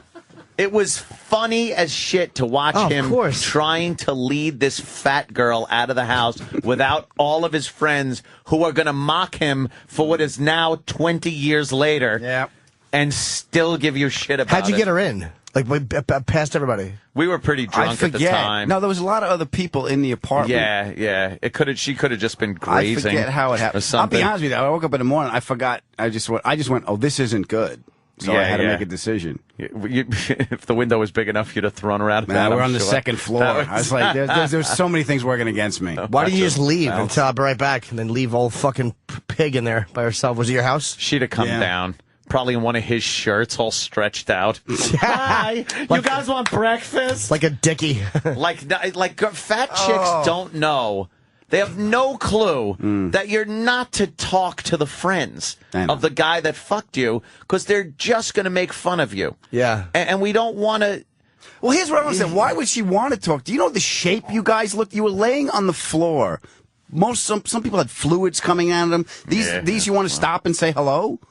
I would be like, get out of here. Because she wanted to relate to you. Yeah. See, that's what some of these girls do. They want to relate to the guy, so they think, oh, look, I get a great opportunity to meet his friends. Think it's going to be a relationship. Hello, Mr. Bison. It's like, oh, yeah. She smacks him on the head to tag. No, she doesn't. She fucking looks for the watering hole with him. I've been called that, too. She wanted to feel like she had an experience. Like, oh, I'll meet his friends. It's nice. No. She didn't want to just be Friday night pig Be fuck. a throwdown. Yeah, she didn't just want to be a fatty throwdown. She wanted to, if she meets the friends, she's a little more than a girl you just took up there. But she really wasn't. She was just a Friday night pig fuck. She was just a wreck. Ooh, Eddie Money is on his way up. Okay. Oh, my God. We usually don't do this, but we should take another break. Yes. And gear up. My God, because, like I said yesterday, holy shit. We had Pat Cooper on yesterday. Wow. Who, there's no shutting him up. No, you just go. No shutting him up. Yeah. And from what I remember, the last time Eddie Money was in, Eddie can talk. Wow. I don't remember that. I honestly don't. Yeah, I remember Eddie really being able to talk a lot. All right, let's get him in here. We'll all take a ticket to paradise or something. Oh, Jimmy? Chip? Who was that? Yeah. Sounded like Jimmy. That was Jip Chimerson. I gotta piss anyway. What's the matter? You're shaking. Whoa, whoa. Dush like chill. Okay, coming back with Eddie Money. This is the Opie and Anthony Show. Sirius XM.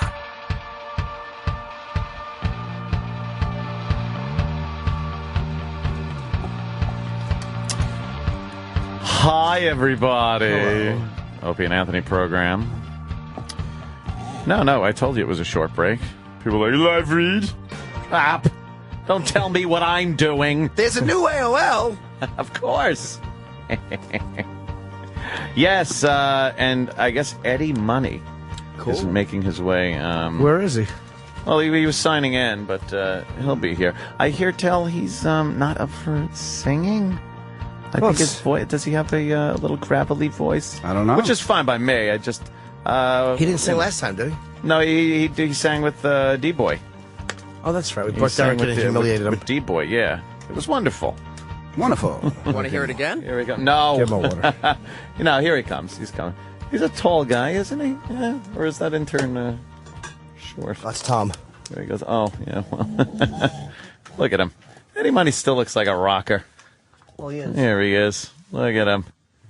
We all just stared at him. Take your time, Eddie. Yeah, Jesus. Why'd you walk in here? Christ, we're doing a radio show. Hello, ladies and gentlemen. As the door opens, holy shit. There it is, Eddie Money. What's doing, guys? How you been there, pal? Good to see you, man. Good to see you. How you doing? Good, man. All right. Oh. Hey. Jimmy. Adam Ferrara. Another one of Long Island's own. What's going on? Opie had to take off. Right. He had to run.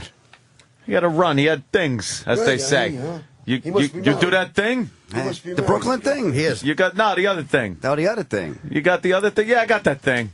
Gribbs is 75. He's going to die in jail. I ain't going out that way. It's always the thing.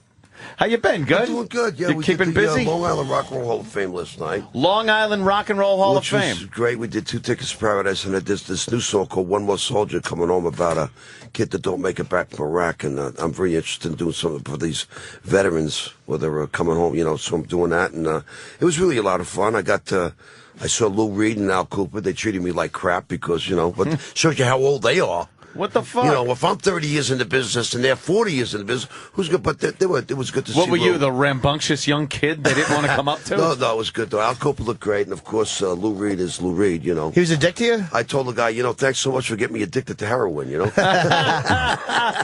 Well, Ron Bennington was talking about Lou Reed. He said he saw him recently, and he said what he was wearing. I'm waiting for my man. He said he was wearing something that looked like rubber bath mats that had been stitched together and thrown over his body, like some kind of rubber coat. Well, he had more lines in his face than Raymond McNally nap, but he was Oh, really? Yeah. But he's still skinny. If you're old and you're a rock star, you're still skinny, you're doing good, Do you like his songs, Lou Reed? I love Lou Reed, yeah. I'm not a fan. Good to see you, buddy. Good to see you, too, man. Yeah, Jimmy you Norton. In college. Oh, he's not wrong. I should have went to college. You mean? You guys are looking good, huh? Thanks. Oh, of course. I still, ever since I got back to New York, I must have gained about 6 pounds. Were you eating a lot? I told my wife I loved it. She said, "Get off me." Well, you know, it's so easy to just eat out over here. You Well, it's always so good. go out. You got so great more Italian convenient. food, and you got the Irish joints and stuff like that. And yeah, it's always I easy. love New York, and every time I come back, I just I eat. Manja. You know what it's all about, right? Do you partake in any imbibing any alcoholic beverages? You did? I quit drinking, and everybody's happy but me. Really? Well, Yeah. It is, but it's good. If everybody's happy but you, there was an issue. Yes. It's like, wait a minute. Yeah, I used to just show drunk. I go, I thought I was great last night. You were horrible. The promoter doesn't want you back. I said, I was great last night. No, you have no idea. I sounded fantastic. Who cares? I forgot half the words. I did a show about 2 weeks ago, and a girl in the audience, she was, an attractive young lady. I thought she was saying, I love you, I love you. I got close, she said, your fly's open. Wow. Maybe she was saying I love you first, though. How you packing over there? Your fly's open. It doesn't even look like I love you. Now, when you would, I don't know how guys perform drunk. I never performed drunk. Read my book. First 4 chapters. Yeah? It's only 4 chapters long. Live from Betty Ford, it's the Eddie Money Show. Come on. Would you ever bail early on the show? Like just do a short set, not realize you did a short set? It depends if I get paid up front.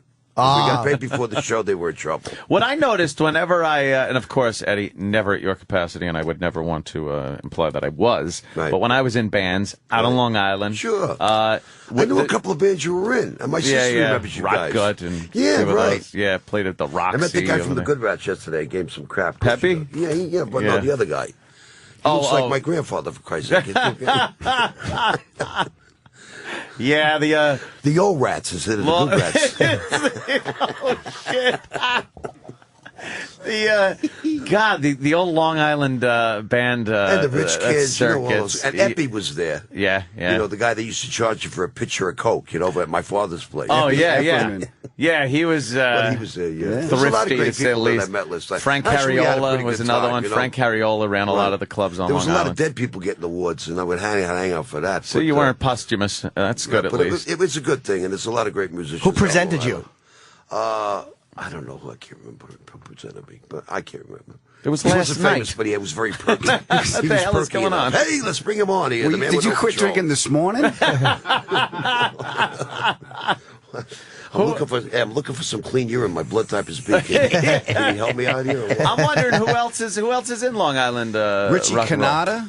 Everybody's in there. Kiss is in there. Neil Diamond, Barbara Streisand. I mean, there's a lot of people from Long Island. Remember, Brooklyn and Queens is also considered Long Island. Oh, all right. Okay. Are they doing that bullshit? Everybody put my name. It was Nassau, Suffolk. Right, Parts of the Hamptons. Are you in the Rock and Roll Hall of Fame? No, I'm not. What do you think? By the time I get in the Rock and Roll Hall of Fame, I'm going to be in an urn of my wife's fireplace. What do you think of the Hall? Does it annoy you the way they kind of do business and they're putting in rappers now? And no, I don't really. I can't bet rapping because my kids want me to get in the Rock and Roll Hall of Fame so they can tell their friends. Right. Yeah, but at least what you were doing was rock and roll. Yeah, that's what I'm saying. Like a lot of times now, they'll put people in that were doing Madonna's pop. She's great, but she's pop. She's not rock and roll. No, and hip hop. You're right about that. It doesn't qualify as rock and roll. It's Let me a write that down. popularity. You're right, huh? Jot that down. Say, what the fuck? You see what I was doing? On the air It's satellite. We can say whatever we want. Whatever we want. Yeah. You can actually say that. We trade the fact that no one's listening for the fact that we can curse. It's great. It's fantastic. Yeah. So I'm doing a show at BB King's. You know that? Oh, BB King's when? That's this Thursday night.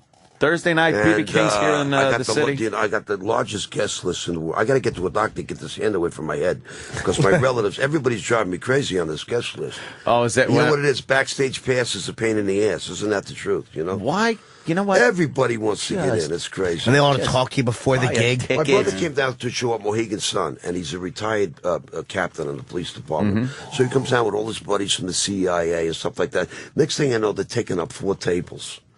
And then my other brother-in-law, he used to be a garbage man. I shouldn't say that. Worked for the Department of Sanitation. I don't want to piss anybody off. He was in carding. He was drunk, and he fell asleep with all the cold cuts in his pocket at the bar, and they couldn't wake him. And I think he beat me. So, needless to say, I didn't play Mohegan Sun for 3 years because of my family. You can't pick your relatives. I got to tell you. Is your family loud like mine? Like, hey, excuse me, do you know who I am? Yeah, I'm his cousin. You got to be kidding me. Backstage pass. Let me tell you about the backstage pass. Don't you hate when family comes backstage? It fucking drives me nuts. You're walking out there with Billy Joel and your father's walking out with 100 million cold cuts from the dressing room. Shows a lot of class, you know? And you probably just want to, kind of get your mind into the right place and everything. You want to have some inane conversation with some relative. Sure. I haven't seen you in so long. How is the business going? How's Uncle Frank? Well, He's still dead? Considering Good. I'm ready to go out here and do the business, why don't you shut the fuck up? Yeah. Relatives. I just politely thank them. I put them in a different dressing room, and then I slink out, let them talk to each Put other. them in the green room, and you stay in the yellow room. Yeah, you stay in any room but the green room. I'd rather hang out with fucking fans in the men's room. They call it the scream room with all the kids in there, too. I'm telling you. Kids? So I almost had to put my dog to sleep. I was really bummed out. What happened? Why? That's My wife's got a very, she runs like a Nazi household, and he jumped on the couch. Nice. Oh, he jumped on the couch. Look out. He wasn't sick. He was disobedient. Yes. What kind of dog is it? Actually, I got a dog that he's half pit bull and he's half mastiff. That's a big I had a dog. fight with my wife, and I was staying at the Motel 6. I can't really bitch because they do leave the light on for me. That's I met nice, these yes. people that were very low rent, and they had a big, huge Mastiff dog that was dragging this little kid all over the parking lot. I said, I love that dog, and I bought one of the puppies. Yeah, And of course, my wife's got a Great Dane, and we got two Basset Hounds. How about you get a small dog? I don't know. I'm not. What do you into need these small dogs, giant friggin'? Put them in the microwave. Come on, who cares? He doesn't need a lap. He's not I'm Paris not into Hilton. small dogs. Yeah, you know? well, I don't know. Do you miss Did they drinking? wreck you? Do I miss drinking? Yeah. Is the Pope a Nazi? What are you kidding me? We were talking about drinking earlier, Yeah, and, right, and yeah. it's It's a lot of just fun. it's one of those things that's just kind of fun, and even though like I'll go and grab a beer just because there's another one in there. You know, the only introduction I really wanted to hear, everybody introduced me every night. I always wanted to hear the introduction I wanted to hear to this day is, ladies and gentlemen, please welcome the man with no control, Mr. Eddie Money. He's back, and boy, is he high. Of course, that'll never happen. And I got my management company coming down tomorrow, and they don't want any jokes on stage. Well, I'm so sick of singing Baby All on the Two Dicks. I like getting up there and laugh a little bit. I'll get up there and say, I'm sorry I drank that quart of vodka. I'll try to give you a good show. I mean, it's fun, They don't want any jokes? Now they're trying to take all the comedy out of my act, Don't let management dictate what you do. They don't know. That's why they fucking manage. I'm not Bruce Springsteen. My wife's prettier. Come on, huh? Do you know Bruce? Told my wife I never touched her. Come on.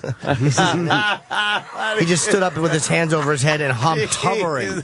Stop it. Now back. Leave me alone. I'm being good, honey. Come on. I don't know what things are like now, but back in the day, especially, you must have girls throwing themselves at you all the time, right? It was a lot. And now they still throw bras and panties on stage. And but how big my are wife they? goes nuclear about that. Oh, Then she we hates it? Then we do the biker gigs, and all the chicks take their tops off. Take their tops off, yeah. And my wife goes nuclear over that. Really? She doesn't like She's that? just very, she's Church of Christ. She was born and raised in Nashville. Oh, I'm the Yankee Devil when I go down Now, there. how long you been together? 23 years. 23 years. So she's seen, a lot of these girls doing this. But doesn't she understand you're just, that's not you? Every time I get so pissed off. Every time I turn around, she's got a new pair of boots on or a new skirt on. I mean, I should have married a blind woman.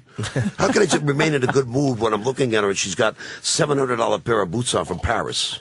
And I'm very happy that I got my shoes at Cardboard Calls on sale, Do you see the $700 boots and go, I'm going to have to sing this fucking song again? Yeah, here it goes.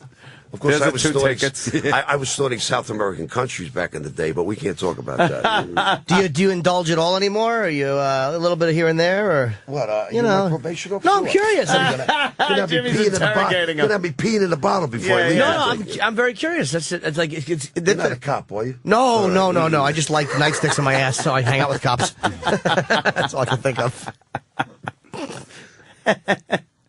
So we're gonna get this track. We got to push this track for these veterans, man.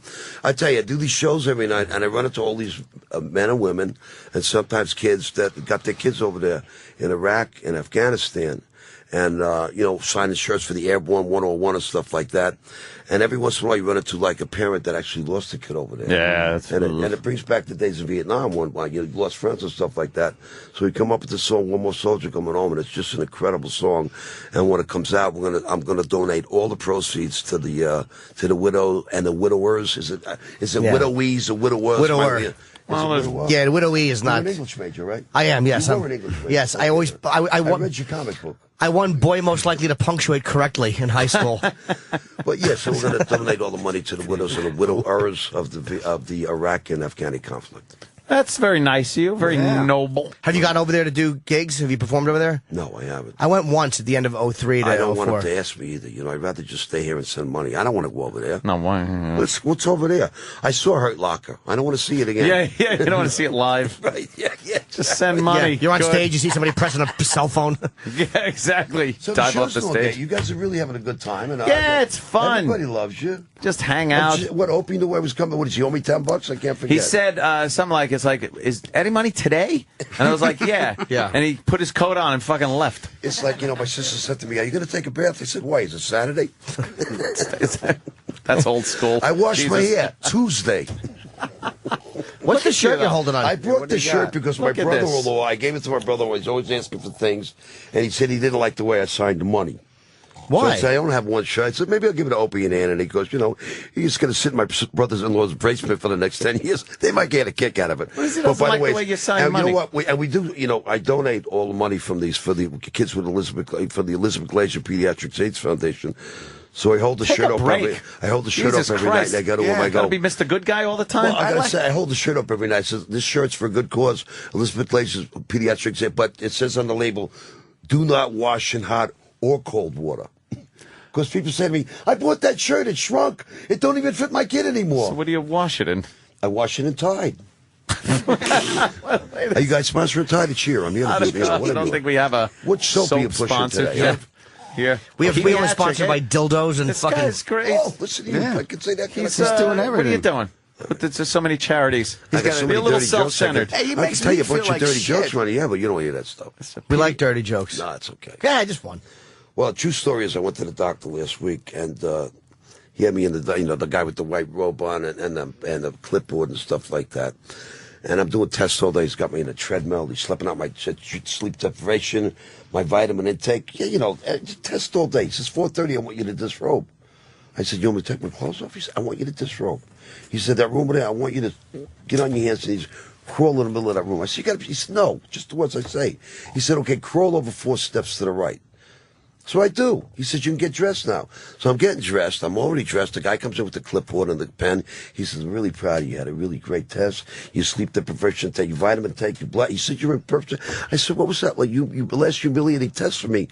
Crawling nude on my hands and knees in the middle of an empty room. He says, oh, I'm sorry, Eddie. Me and Dr. Weinberg, we just bought this new big white leather couch. We didn't know where we were going to put it. Insinuating that he's pasty and tickling fat. me and represents. You're getting tickling me. That's great. You're getting tickled by I Eddie can money. stay 20 minutes. Richard Simmons show's on. Come on. You are one of those guys that are lucky these with headphones, it. man. Yeah. Jesus, you got a hell of a deli storm there. I mean, you I gotta... like Japan, but can't you buy Americans? Yeah, you go. Buy from Germany. They're better, He knows. Eddie Money's out of his mind. How many dates a year do you do? Do you work like... I got 5 kids. I'll do anything to get out of the house. And the boots. I'll work at the, the Knights of Columbus on Thursday, and then I'll do Mohegan Sun on Friday. Who cares? Really? Oh, by the way, I play go. Mohegan Sun on Saturday if anybody's interested. Are you there this Saturday? Come down there to do some shaking with the money, man. Look at you. All right. Do you use an opening band or do you go out by yourself? My daughter opens me up. What kind of music? Little Jessie Rehab, if she makes a show or not. Little Jessie Rehab. She lost the lights. I got to tell you, she blew a 2.8, which is very close to the old man. But she sings fantastic. She goes out and she does I Want to Take You Higher, Sly and the Family Stone. She does one of my tunes, and she's actually she's really pretty too, I think. Right? We saw her last time. She's a beautiful girl, right? Yeah. Oh, right. We didn't want to say until she's Eddie a very left. pretty girl. Yeah. She's okay. Is she married? No, she's got. She just broke up with some celebrity's son, who's worth $160 million, $126 million. She's breaking up with guys that are with $100. Yeah, but he's in a $600 a month rehab, so he's not seeing any of that money. Are they all in rehab? I don't know. They're very dysfunctional children these days. Because my wife blames me. Oh, well. You got high, the kids got high. Oh, is it my fault? All right, huh? Well, maybe where it you is. going? Where you going? Might be, Eddie. I don't want to point a finger. Hey, guys, huh? I got to admit, my old man put down a few shots himself. Yeah. And look what happened to you, huh? I enjoy. I'll see you at the meeting, huh? I enjoy a couple. Not me. It's the only reason, I don't drink anymore is because I don't want to go to those meetings. As a matter of fact, David Crosby was my first sponsor. And I started going out and flipping out. Boy, did you back the wrong horse.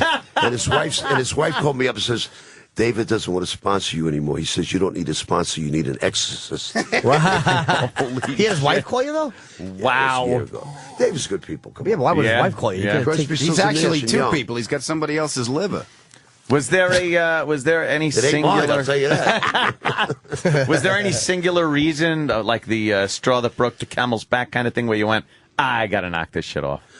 Well, yeah, what was happening is my wife stuff, I got a beautiful wife, and, I mean, I don't like to go home and look at the JCPenney bra ads, I like to get the real thing, Yeah, sure. And she had had it. You got tickled. Come on, where's the horn? She had it. Soupy Sales died. I'm very unhappy. When did he die? Are you kidding me? A while ago. No, it was a while ago. I thought he was dead. I want to ask you a question. Is Charlton Heston dead? Yes, he is. I didn't know that. Yes. Yeah. Actually, when I met him, he was, too. Yeah, he wasn't doing well. No, not well at all. So what was the last, what happened? what was you like to go home and get laid. You don't like to look at the catalogs? No, I'm just saying, I love my wife, and I'm just doing my best to, keep her happy. Oh, okay. Because she's coming into town this weekend, and, come on. Yeah. You spend a lot of time away from each other because of what, you're on the road? Not only that, she hates me. Oh, okay. Well, it's like not so much that I'm on the road touring. She can't stand me. She's not a fan. Let's put it that way. Yeah, well. She stays for the opening act and then she leaves. Yeah, well, I want to go back, paid for a few things. And then she hates the fans, and she'll put on like a $600 dress, a $400 pair of boots, and I'll have to tell the security guard, can you tell my wife she looks good tonight? Please. Because she doesn't like to go out front, She really hates is she jealous of when the women hit on you? Because my girlfriend hates that, too. I don't want to get into that because her sister's probably listening to this, and she's going to get there to get the show, and I want to get lucky, and I'm staying at the Ritz-Carlton, for Christ's sakes. She'll do a little recon for I her wanted sister. to stay at the Motel 6 instead of staying at the Ritz-Carlton. My girlfriend gets mad, though, if women, will email me. It's like, but that's part of it. It happens. It's like, see, there's a problem with women. A woman can go out and fuck whenever she wants. Whenever they want, my girlfriend can go out and just get a dick. Really? Whenever she wants. But for a guy... Well, I don't want that happening to me. No. But they don't know how to handle it when a guy can get laid, too. I've got enough diseases as it is. Yeah. Women don't know how to handle it when a guy has the same opportunity they do. If I get a flare-up, I don't get laid for 2 weeks. Come on. Really? Is that it? At least I don't get it out of my mouth. Come on, give me a break. Huh?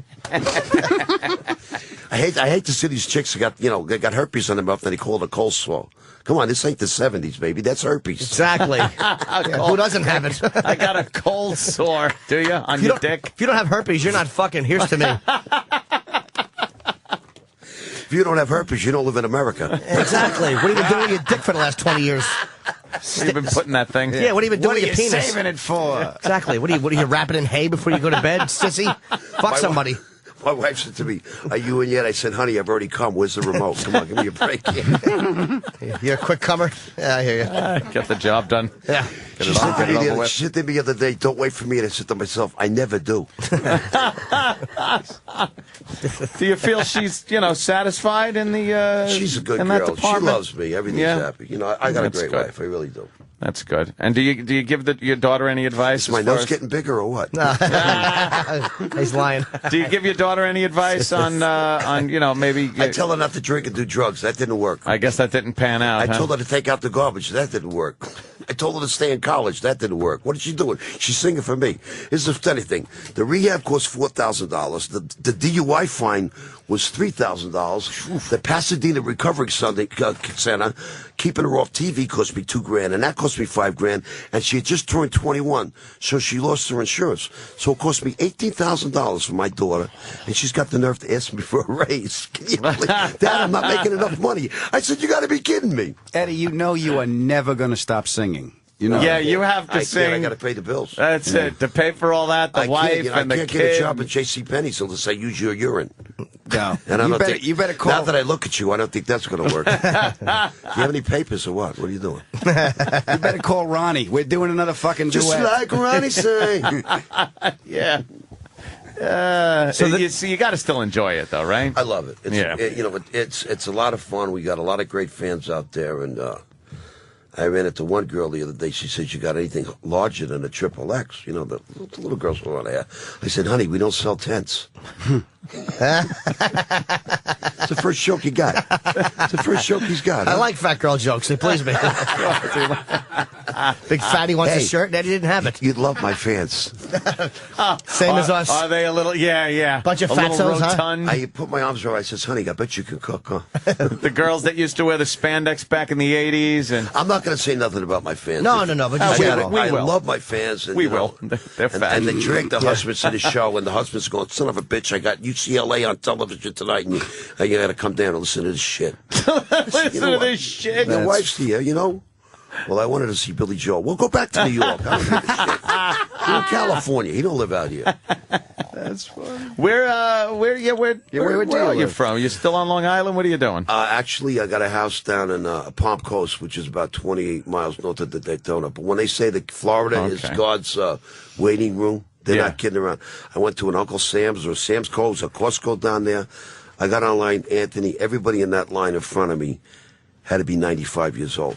Oh, yeah. You know what the scary part is? Known. You know what the scary part is? The cashier was 105. It was like by the time I got out of the store. Where does she go to retire? She's living there. They just walk her off the end into the water.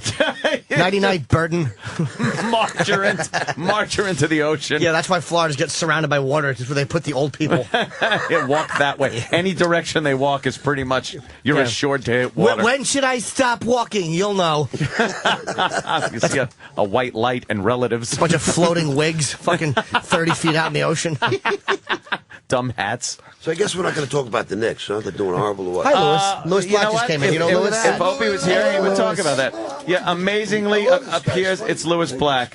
You know Eddie Money, right? Louis, of course. We got a real comedian in the room now. Let him take over. Don't trip, Eddie. We're playing musical chairs over here. Adam is now going to get out of his chair. Eddie's all... know nothing about Fox. We're business. Eddie is all tripped up in the... Fox business. Oh, now Eddie's caught in his headphone cable. Eddie's been using microphones for 30 years, and he's caught... He's caught like a cat in the fucking shit. And I'm not even high yet. Hit him and heal him.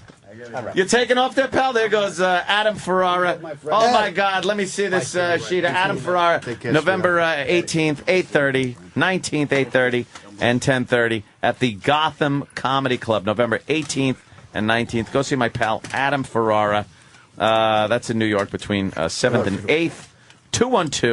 212-367-9000. Gotham Comedy Club. Adam Ferrara. Thank you so much. See you, buddy. See ya. And, of course, he's going to be on the History Channel. December 29th is our show, I think. Top Gear. You don't like the History Channel? Well, it's original programming now, If I so was they got like 17 Top and Gear. failing in school, I'd like it, you know. I have my kid watch it all the time. You don't know nothing. But it's like a car show. Oh, okay. It's I'm going to into be car like shows. they're going to take him and they throw him in cars and make him drive fast. And growing up with Adam, driving with him, I'm stunned. Yeah. that they gave him this gig. I think they're just hoping, like, he's got to crash at some point. Just keep the camera on him. Something will happen. Yeah. He'll fuck something up. Yeah. They're playing Harry Chapin behind him. Oh, man. What? Long Island car crash. Come on. How do you tie that in? They should really trip him up, though. Make him try to take off one lug nut. He won't be able to do it. He's completely inept when it comes to cars. Hi, Louis. Love that Hi, guy. guys. Louis, what's up? Same shit. Same Different shit. day. I saw Things you. are really going great, aren't No, they? I see you all over the place. You're all over TV. Well, because I'm selling a book. That's the fucking reason. I don't even mean that. I saw you selling pistachio nuts. Breakthrough for the whole industry. I actually like pistachio nuts. It was, I think, 3 spots in a row. It was Snooki. Mm-hmm. There's Snooki eating pistachio nut. Yeah. She's shaped like one, by the way. And then they had you. Yeah. They had that other guy, that Blagojevich. Oh, yeah. Blagojevich. Rob Blagojevich, the former yeah. mayor of Chicago. Yeah. So was he the governor? Of Governor, Illinois. Yeah. He opened up a briefcase and a bunch of pistachios fell out. Something like that. My favorite was I did the ad, and then the next one doing was the ad, and this is when I almost killed myself, was the cat who plays the piano. You know that fucking YouTube thing? Oh, that's hilarious. The cat who plays the piano. And the cat who played the piano had more people. The manager was with the cat. You opened for the cat. I opened for the cat. Yes. The cat was complaining as he was going long. The comic is fucking his lines up. Yeah, they got you doing a few things. I've seen you on a few spots for things on TV, and then you're selling a book. What's that It's called about? I'm Dreaming of a Black Christmas. It's Louis Black's Christmas book, and it's got Louis with a Santa hat smoking a cigar. This your third book? Yeah, I got to stay one ahead of you. It's good. I'm happy for you. It's always good to see a friend doing better. Always good. Hope there's a fire at your first book signing. Now that's obviously you don't celebrate Christmas, do you? No, never have. So how would you, a Jew, write a book about Christmas? Because I think I'm not only Jewish, I'm single, so it's I'm perfect to discuss a holiday that I'm watching from the outside, and it's not really, and it isn't in the end a condemnation of Christmas. It's basically, he came to me, the editor came to me and said, "Right, you want to write a Christmas book?" And I said, "What exactly? What does the matter with you?" Then he said, I think, he said, then he told me Glenn Beck wrote a Christmas book. I was like, well, then fuck you. If he can write a Christmas book, I can write a goddamn Christmas book. Then anybody can write a Christmas book. Not a big Glenn Beck fan, Louis? No, I would think politically, I think you're a little far apart from each other. Well, no, it's not even politically. I think what he's really good at, I wish, if I thought he really believed the bullshit, I would go, okay. But he was a radio schmuck. Right. But and I'm not putting, you're not a radio schmuck. Yes, of course he is. Taken. Yes, he is. I am one of the schmuckiest radio schmucks you will ever schmuck. He's a radio shit pile. I absolutely am a piece of crap. Well, I forgot. And, but he's what he is. He's like P.T. Barnum. That's who the fuck he is. Yeah. Well, he generates more cash than anybody. There's a few people I think that are kind of passionate about whatever beliefs they have, and other people that see an opportunity to make some cash and put on the show, say the things they think people want to hear. And they're usually the ones that get caught with young boys. Yeah. And it's like, oopsie. Well, the jig's up. You got me. I was having sex with a young boy. Isolate that. But isolate that. They'll be playing that one. And here's Anthony. I was having sex with a young boy. Okay. All right. Finally, the truth comes out. But the worst thing that the guy, my editor, said to me was that if you write a third book, you'll love this. This will taunt you. Then they'll consider you an author. Oh, really? You're not yet? Fuck you. Not now. I've got to do one more.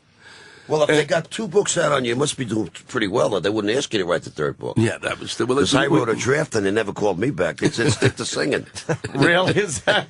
One thing about being Jewish, though, when I grew up with my kids, all my Jewish friends, I used to love Hanukkah because you got presents more than one day. How many days in Hanukkah? But they were shit presents. Not really. All the Jewish kids I knew growing up and going to school, like, I would come in after Christmas, you'd go back to school, and all the kids would have, like, great toys and stuff, and the poor little Jewish kids run around with just this piece of shit. Well, no, you get, like, socks and a pen and pencil set. Yeah, You didn't go to Island Trees in Levittown. No. My Jewish friends had money. I did go to Timber Point Elementary School in East Islip. Wow, that was nice. Yeah. Sundays, Boomer Islip Speedway, right? Yeah, Sunday, Islip Speedway. Oh, it was you could be on if the night was humid, you'd be trying to sleep and you just go. It's like, how far is it from tracks in the backyard? Islip. The night was sultry. Oh, was that it? The night was sultry. Oh, yes, that's right. Any money knows. That's from Throw Mama from the Train. Of course. Come on. My favorite part of Throw Mama from the Train is the fact that Danny DeVito kept saying, I don't want it to get ruined. The way he said ruined. Ruined. It was great. So now, Louis, the book, Christmas, what kind of insights do you give us on looking. It's really. I wrote a book from about the outside. I wrote a book about being single disguised as a Christmas book. Oh, okay. That was what I really did. Now. So you're trying to get laid and take it out on the holidays. Oh, no, you don't tell people that doesn't work. That doesn't work. Not for comics. I don't know. It's been years since I've been single, so I wouldn't know. No, for comics, it's like you're funny, but you're not that fucking funny. Now, as far as dating goes, though, has there been instances where dating around the holiday you've had to maybe attend some Christmas family but things? Early on, especially in my 20s and 30s, I'd be living with somebody, and then I'd have to go to their family, and then stupidly be sitting there with your family and not realize this is the moment I should leave the relationship. You're looking around. You got enough clues. You're looking around at the hell that you're going to inherit, and you think, no, this will work. I was seeing this lady. We go down to Florida. We get there. Now we have to go shop, right? She's about 36, 37 years old. We're both in our late 30s. And she says to me, the father says, okay, you take the car, you drive. Hands me the car keys. How's that about? In front of his, and I've said, and I literally, at that point, I drove about a block away, and then I said, you're fucking driving your parents' car. I'm not driving your fucking parents' car. Plus, I'm a shitty driver. Plus, your dad's a fucking piece of shit. What am I, his chauffeur? You should be, that's okay, like, Miss Daisy. So basically, I've been shown in about a 10-second moment that this girl is really crippled for the rest of her life because she's got a schmuck for a father. And what I should have done, I count on, though. That's the only way. I love damaged goods.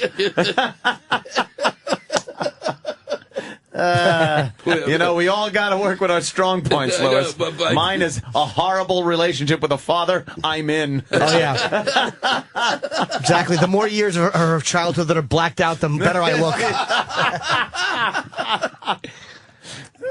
Shit. Yeah, I need dysfunction as well. Yeah, it's just shit like that. But I do recall Christmas. I used to, when I worked for a living and put in air conditioning and heating ductwork. Boy, I'm sorry I didn't get sure it wasn't delivering papers? It was wonderful. Ugh.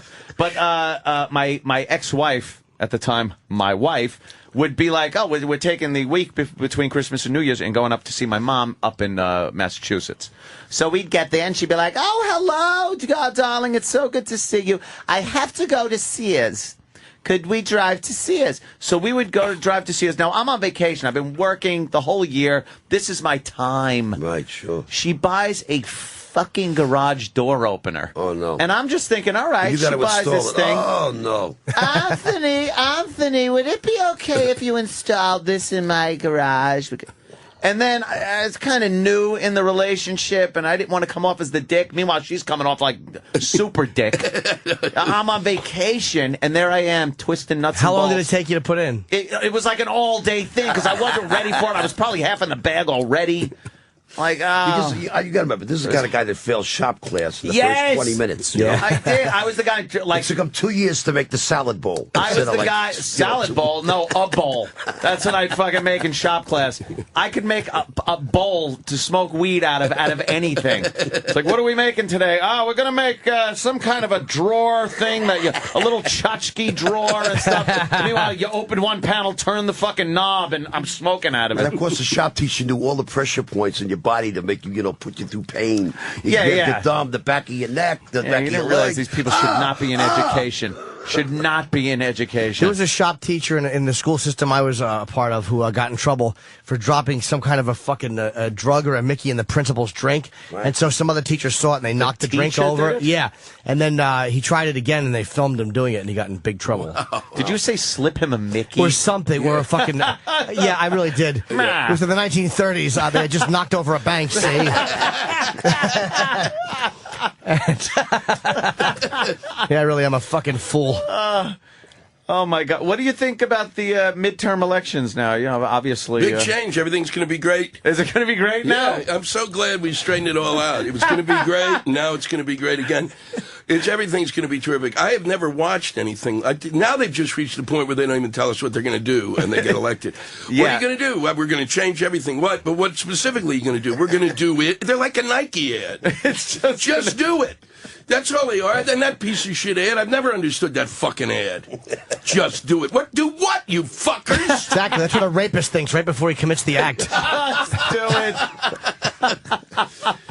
And we got, I mean, look, you know what I'd like him to do? I'd like the Democrats and the Republicans to just figure out how to get rid of bed bugs in the country. Well, Why don't we start that's there? not going to happen. We're in a third world country at this point. We got bed bugs? Are you fucking kidding me?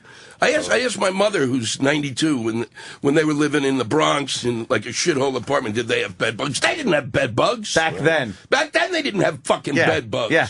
I had to hear a PSA for this woman on 1010 Wins, and I'm driving in, and I listen. She goes, I have the dengue fever. My joints. I'm like, dengue fever?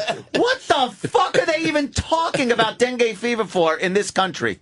We should not have dengue fever. That's like, how do you get that? It's drinking dirty water from the Amazon. How?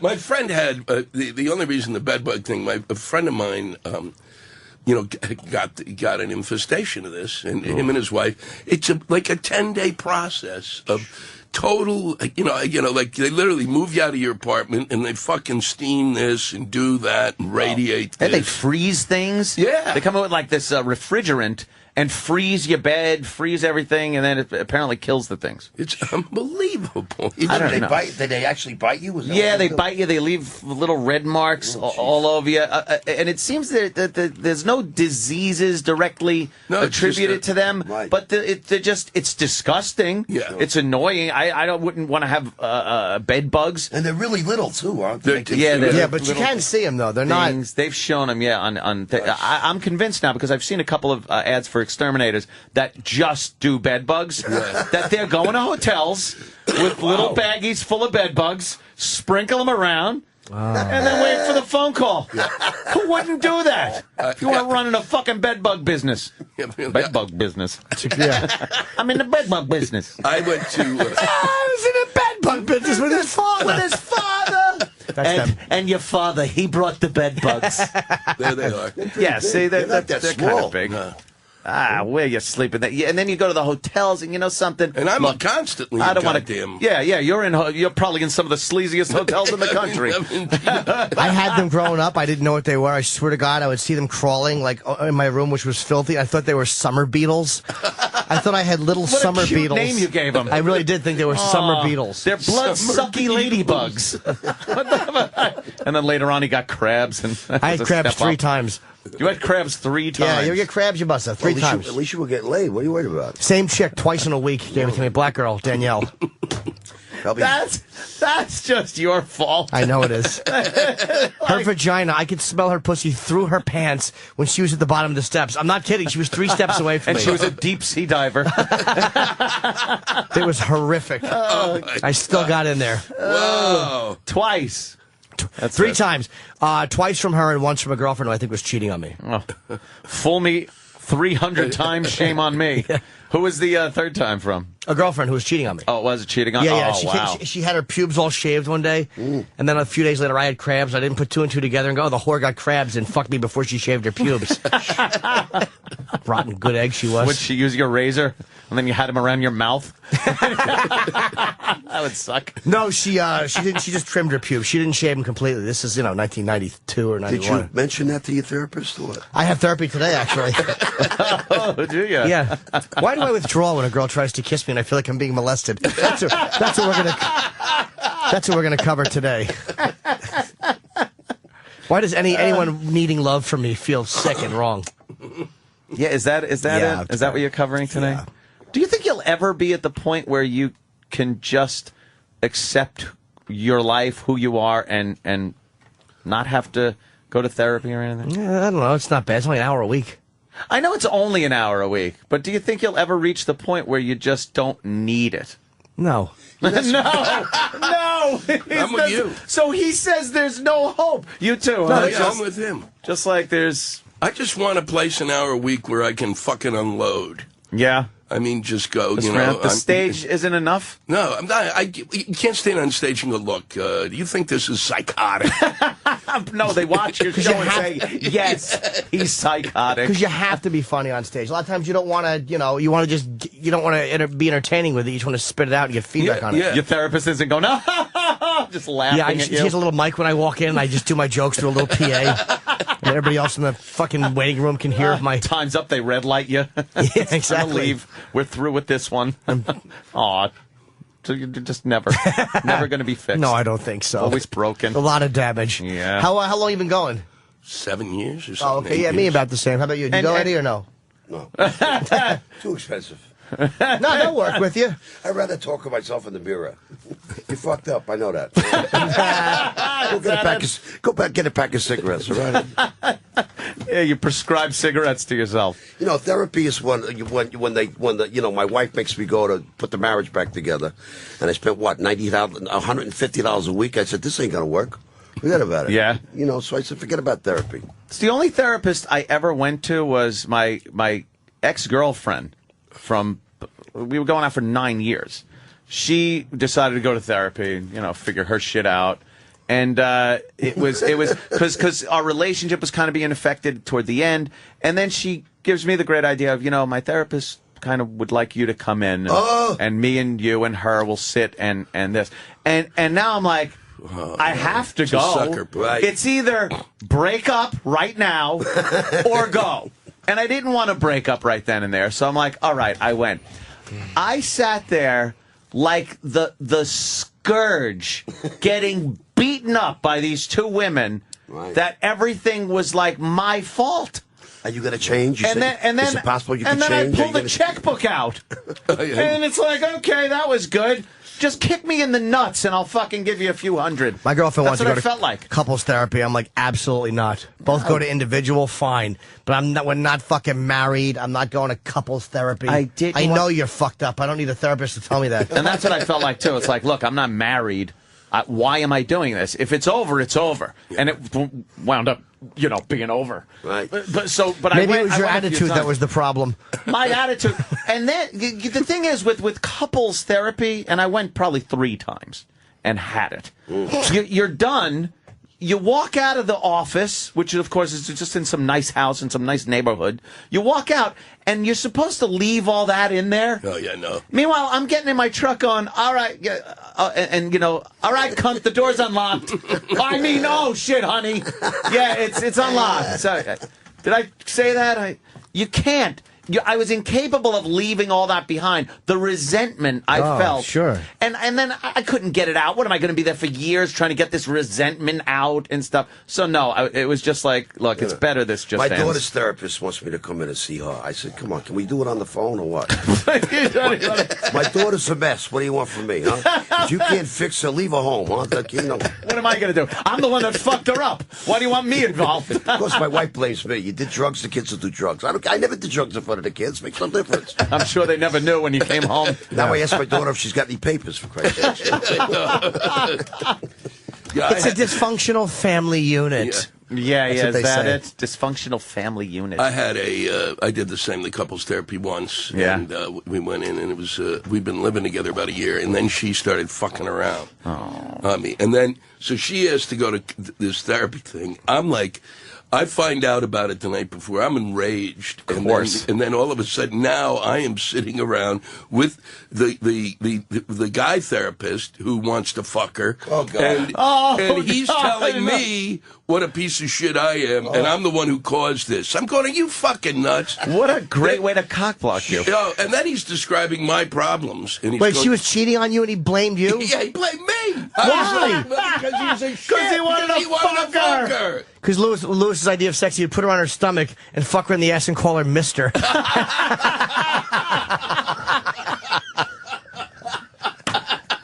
Some girls might enjoy that.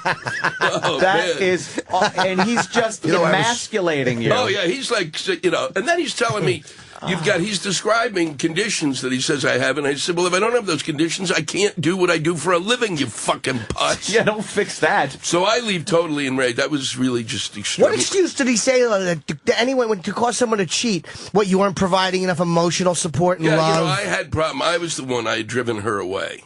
Yeah, well, yeah, right. Lewis, it's your small dick. Yeah, He's just emasculating you at every turn. Yeah, you come too soon. Yeah. She told me. Exactly. Yeah, I got her in the car. I drove her to the guy so she could fuck the guy. It's my fault. Did she fuck the therapist or no? No, she didn't fuck the therapist. Well, I don't know. Yeah, you don't know. You left. I just know I didn't get crabs. It's harder for if you guys work days. Louis and I, we work nights. So if our ladies want to cheat on us, all they got to do is look in the paper. Oh, he's working. Let me go out and have some look fun. in the paper. How about what? They know when you're working at night. They know where you are. Yeah. They know what you're doing, and you don't know where they are or what they're doing. Fuck days and nights, though, because radio is the worst. Because look at this. Hi, I'm in Manhattan. You know I am because you hear my fucking voice coming out of the radio station. Right. You know I will not be home for at least 45 minutes if I ran right now. How many fucking nuts can he bust in 45 minutes? Stop. Isn't it an awful thing when you think they know where I am? My girlfriend's too much of a cunt in the morning to fuck anybody. That's the beauty of her. She's a fucking monster when she wakes up. But when I'm out doing gigs at night, she's probably taking cocks of all different colors and creeds. Her fucking vag is the UN, I'm quite sure. But in the morning, she hates being bothered, so I'm sure she's really not no cheating. Morning sex. No, not for her? me. I won't do it. She probably would. Why won't you? Because I hate it. I hate morning breath. I don't feel sexy in the morning. I want to piss and not be touched. I'd never fuck in the morning. There's nothing better. I got no than time that. thing when it comes to sex. You could fuck in the morning, Lewis? I could be 24. It's an open door. 24 really hours. is. Anytime. I'm It really 7-Eleven. Drop of a hat, I'm there. I'm Really? open Yeah. 24 hours. That's because we never get it. We're married. I'm married. I know. So you take it whenever Well, you. you know. Yeah. I like the morning J.C. sex. Penney bra ads, right? Yeah. When you know what the hardest part of morning sex is the breathing. Because you're morning working, breath. so you got to do the thing. You ever see when a swimmer turns his head sideways and goes, like sucks the air from the side? You got to breathe out of the side of your mouth because you don't want to breathe in her face, but you're fucking huffing and puffing and Right. Disgusting. no kisses really. No, None of fuck that. her doggies. I can't stand I morning go down sex. on her first thing, and then I can blame my breath on that. And that was you. I just brushed when he was You sleeping. can brush your teeth. Yeah. Yeah, but the Kinda kills the mood. Kills the mood. Both Not scrubbing. if you're fast. What do you mean? You just Where? go run to the fucking bathroom. Yeah, brush and your then she's teeth, been 2 minutes. sleeping in her own drool, so her cheek smells like spit. Fuck that. What the fuck are you going out I with? don't- Stroke victims? What the fuck are you doing? I don't like morning sex. I like it at night. Last night, I've been feeling weird the last couple of days. I haven't wanted sex. My girlfriend, I wanted to fuck, and I was just like, look, I'm in a really weird mood. I don't know why. And I rolled over with an erection and went to sleep. I don't know what that is. What's wrong with you? I'm just a weirdo. Well, you've got an hour to figure it out today. Yeah. That's yeah, why you he's sit there. going, and I totally understand. Well, I always jerk off in front of my therapist. Maybe I was just saving it. Try to arc one real far. Yeah, onto her suit. Onto her sensible Her suit. smart suit. Yeah. Does she wear a smart therapist Yeah, suit? she really does. She looks like she dresses like the senator from Silence of the Lambs. Oh, my God. Love the shoes. Yeah. Love the shoes. Oh, God damn. So, Lewis, how'd you know she was fucking around with you? Because she told me. Oh, she confessed? Yeah. What'd she say? She said, basically she came, she'd been out and came back one night, and things had been going bad. Oh, bad, okay. So it was like the... And you said, where were you? Yeah, I said, where were you? And she said, I've had it, and da-da-da-da. And, I've had it. Yeah, It's not a good answer when you say, where were you? Yeah. Yeah, her panties are all askew. She's got fucking hip-hop on her iPod. So, how long did you stay together? Why didn't you just leave her at that time? Did you feel like you could salvage it, or did you... We, because it was one of those, I don't know, it was one of those ones when the sex was so good. Yeah. The addictive sex thing that, it was like, and we would go through these cycles, and it was great, shitty, fight, fuck, the whole How long did you stay Battle cry for UCLA. How long did you stay together after she confessed? We stayed together. We got back together about 3 months later. And how long after that did you stay together? It's in the book, actually. Oh, wow, really? Yeah, it's in Okay. the book. I didn't really do it as a setup, no, but she just a simple, long story short. Then we end up together. Then she gets pregnant. Then we get married because I'm that kind of a schmuck. You got married? Wow. Yeah, but it lasted that long. You and I have been married longer, actually. and then she came in 4 months later and told me that 6 months later the baby's not mine. Oh, my God. Yeah. Damn. Yeah. So what happened? She has it now? Yeah, no, she has it. We went and had blood tests with the guy. The kicker. Was it the same guy? Holy shit. No, totally different guy. It was a guy I was working in a theater company. And, and he was a mime. How fucking good is Are that? you kidding me? But he was a great dirty talker. Yeah. He makes believe that he's pulling beads out of her ass. That was really the kicker, a mime. Oh, A mime terrible. knocked up your chick. A mime, yes. Yeah. Yeah, let's make a wall. Wow. Oh, So shit. would you ever fuck her and make her tell you about the fucks? Like, could you use that to be dirty? No. All right. No, that would be like it must have been not complete back then. resentment. I could now. Back then, I was like, It must have been. Oh, it's a long time ago. Yeah. Did you garbage. think about it every day that you were with her, though? That like, oh god, she was fucking someone else. No. While we were going out. Were you fucking someone else? No. Oh, boo. But I thought about it a lot. Oh, boo. I did after. Okay, Yeah, good, yeah, good. Really? What a juggler! I showed you. Yeah. I one-upped you. He had to buy threesome with the captain and Tennille. Shields and Yarnell. What was funny, I was in a state after this whole thing. The strangest thing, after this whole thing goes down with the kid, I'm totally shell-shocked because I never expect. Why would you fucking, it never crossed my mind. There was no Oprah show. There was nobody was going, there was no everyday 60,000 things that are so bizarre you couldn't imagine them are occurring. Right. So it's like, really, this happens? So I would be out, I'd be going out with women afterwards, and I would just tell them the story. And then they would fuck me.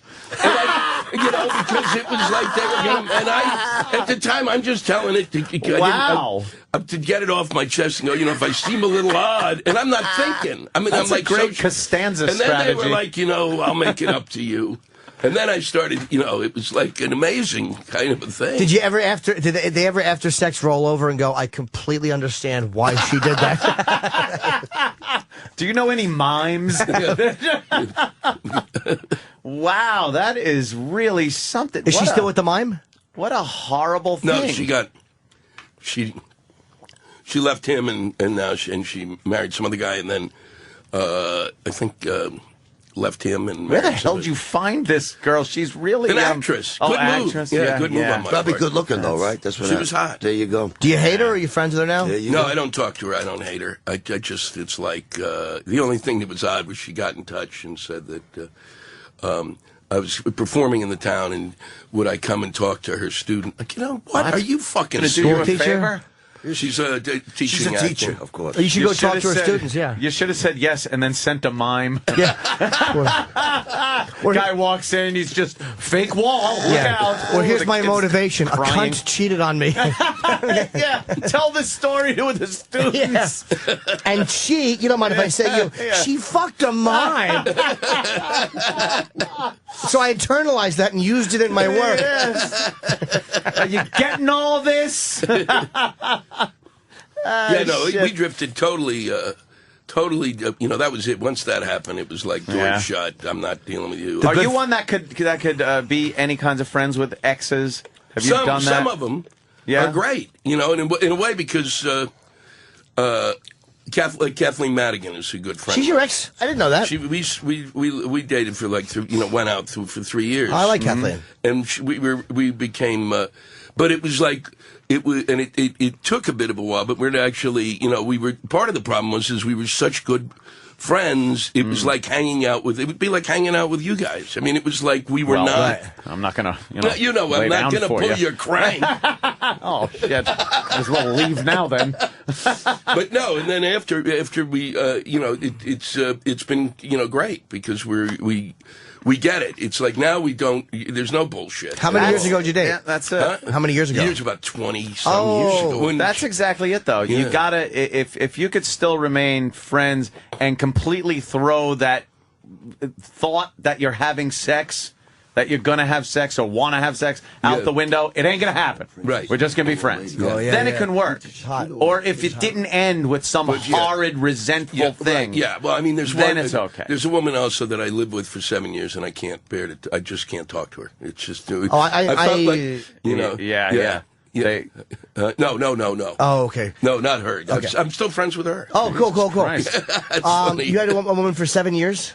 Yeah, that was a mistake. yeah, that was a mistake. Don't you look back sometimes and go, I wasted 7 years. But then I watch. But don't you also then see your friends who wasted 12, sometimes 14? Sure. Yeah. Or 9? Yeah. I always think back, right after, 9. Oh, Jesus Christ, that I sucked. had a shot of your face when you turned to him. I know. All I thought about when I broke up with the wife was every girl I could have fucked for 9 years. I think back at situations when I was in bars, when I was doing gigs, whatever. It's like, and I didn't for her, so I wouldn't fucking, be cheating. Coulda, woulda, shoulda, baby. Oh, coulda, woulda, shoulda. God. Yeah. What I gave up. Nah.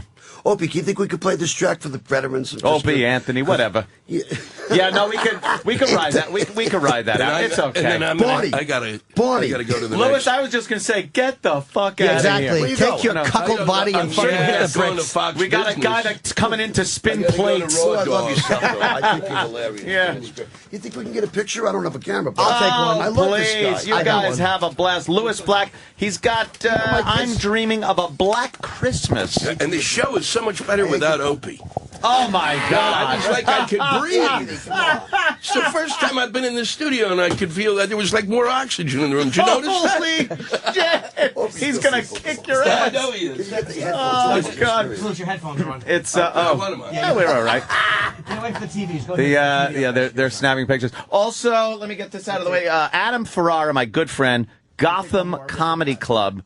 That's November 18th, November 19th. Is that Thursday and Friday, right? Thursday and Friday at the Gotham Comedy Club for my good pal Adam Ferrara. And Top Gear premiering November 21st at 10 p.m. on the History Channel. Watch it. It's my pal. Support him. And this, I'm sorry. Yeah, Eddie Money, the legend Eddie Money. He's going to be doing an acoustic Christmas tour, and that's tomorrow night at BB King's in New York City. Eddie's got a bunch of tour dates up. Just go to eddiemoney.com and check out Eddie's tour dates. I got 5 kids. I'll do anything to get out of the house. Yeah, please, help him out. Lewis Black, like I said, I'm Dreaming of a Black Christmas in bookstores. He's also got a show November 18th. That's Thursday in Peekskill, New York, at the Paramount Center for the Arts. Ooh, nice, Lewis. And you could go to lewisblack.com and check out the goings-on of the great Lewis Black. Everybody, Jimmy, also, what do you got? I have this Friday, Saturday, Thanks, Bananas in Poughkeepsie. And Friday morning, tickets for my Borgata January 16th show. It's myself hosting with Bill Burr, Dave Attell, Jim Brewer. That's a great show. Will Burr have the fish with him? I'm going to tweet that, the original photo. Horrible. What they wanted to use. Eddie is signing my picture. Thank you, Eddie. The horrible photo they wanted to use that my agent's like, that's pretty good. Stupid hackneyed Thank you, crap. buddy. Just garbage they wanted to use. Yeah, really bad shot. Oh, my God. Eddie, thanks so much for showing up. You want to play Eddie Money? We're going to play the song. Always Louis fun. leaves the room. I'm a big fan Well, of mine. no, I know, right? Is he great, though? I don't want to listen to his music. Yeah. Had enough. Probably was having sex with that girl 2 years long. Congratulations. Continued success, Anthony. Thanks so much for having me. Continued success. I got to call you like Anthony. I hear that. My aunts and uncles always. Anthony, where's Anthony at? Right, Anthony, yeah. you're hanging out. Yes, right. I get it. And this Friday, Bar 9, me and my brother going to be playing at Bar 9 on 9th. Where's that at? It's right there on 9th, right here in the city. Yeah. My brother plays. I sing, and then we got a drummer and a bass playing stuff from years comedy ago. Too, like you say. I'll probably say something obnoxious. I'll probably drink to the point where I think I'm funny. like me every night. Yeah, you know how that is, please. Been there, done that. God. Staff, Danny, Travis, E-Rock. Exactly. Another D-Boy, day of incompetence. Thank you so much for not disappointing me by sucking ass. I'm kidding, of course they rule. And we'll see you all tomorrow. We're going to play Eddie Money's single. Yes, Eddie Money's single. Soldier. Veterans, huh? Which Yes, benefits what you veterans. guys do for us. Very cool, man. See you tomorrow.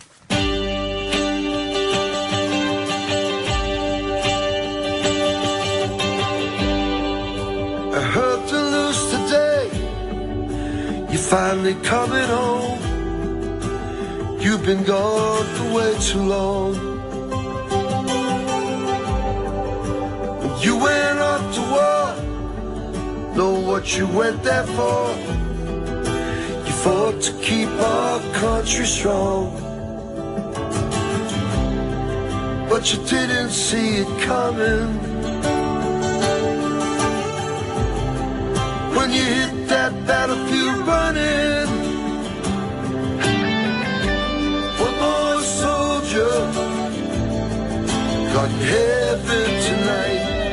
One more hero by the dawn's early light. We salute you, 21 gun locking Lord. One more soldier coming home.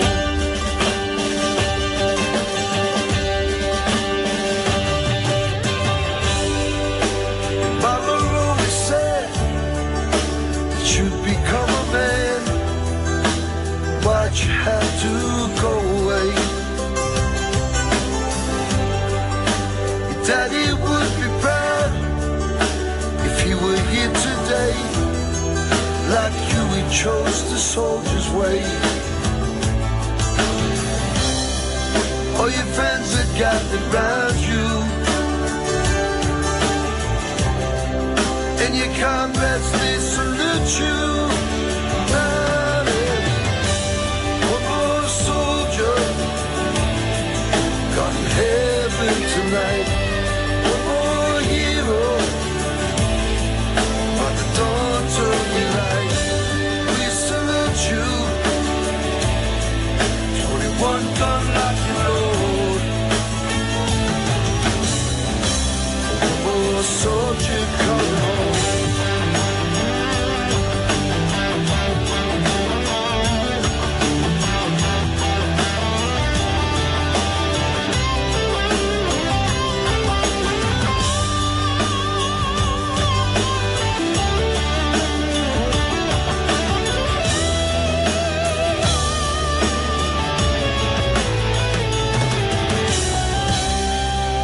Flags are at half-mast as they take you to your resting place.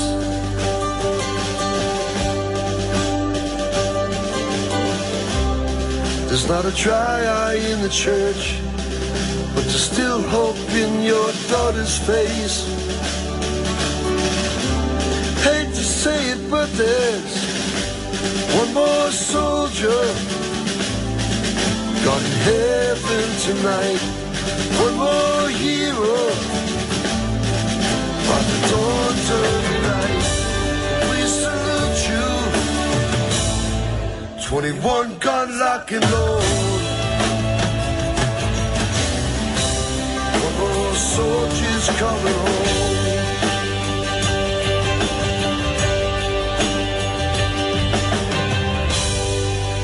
I heard the news today. You're finally coming home.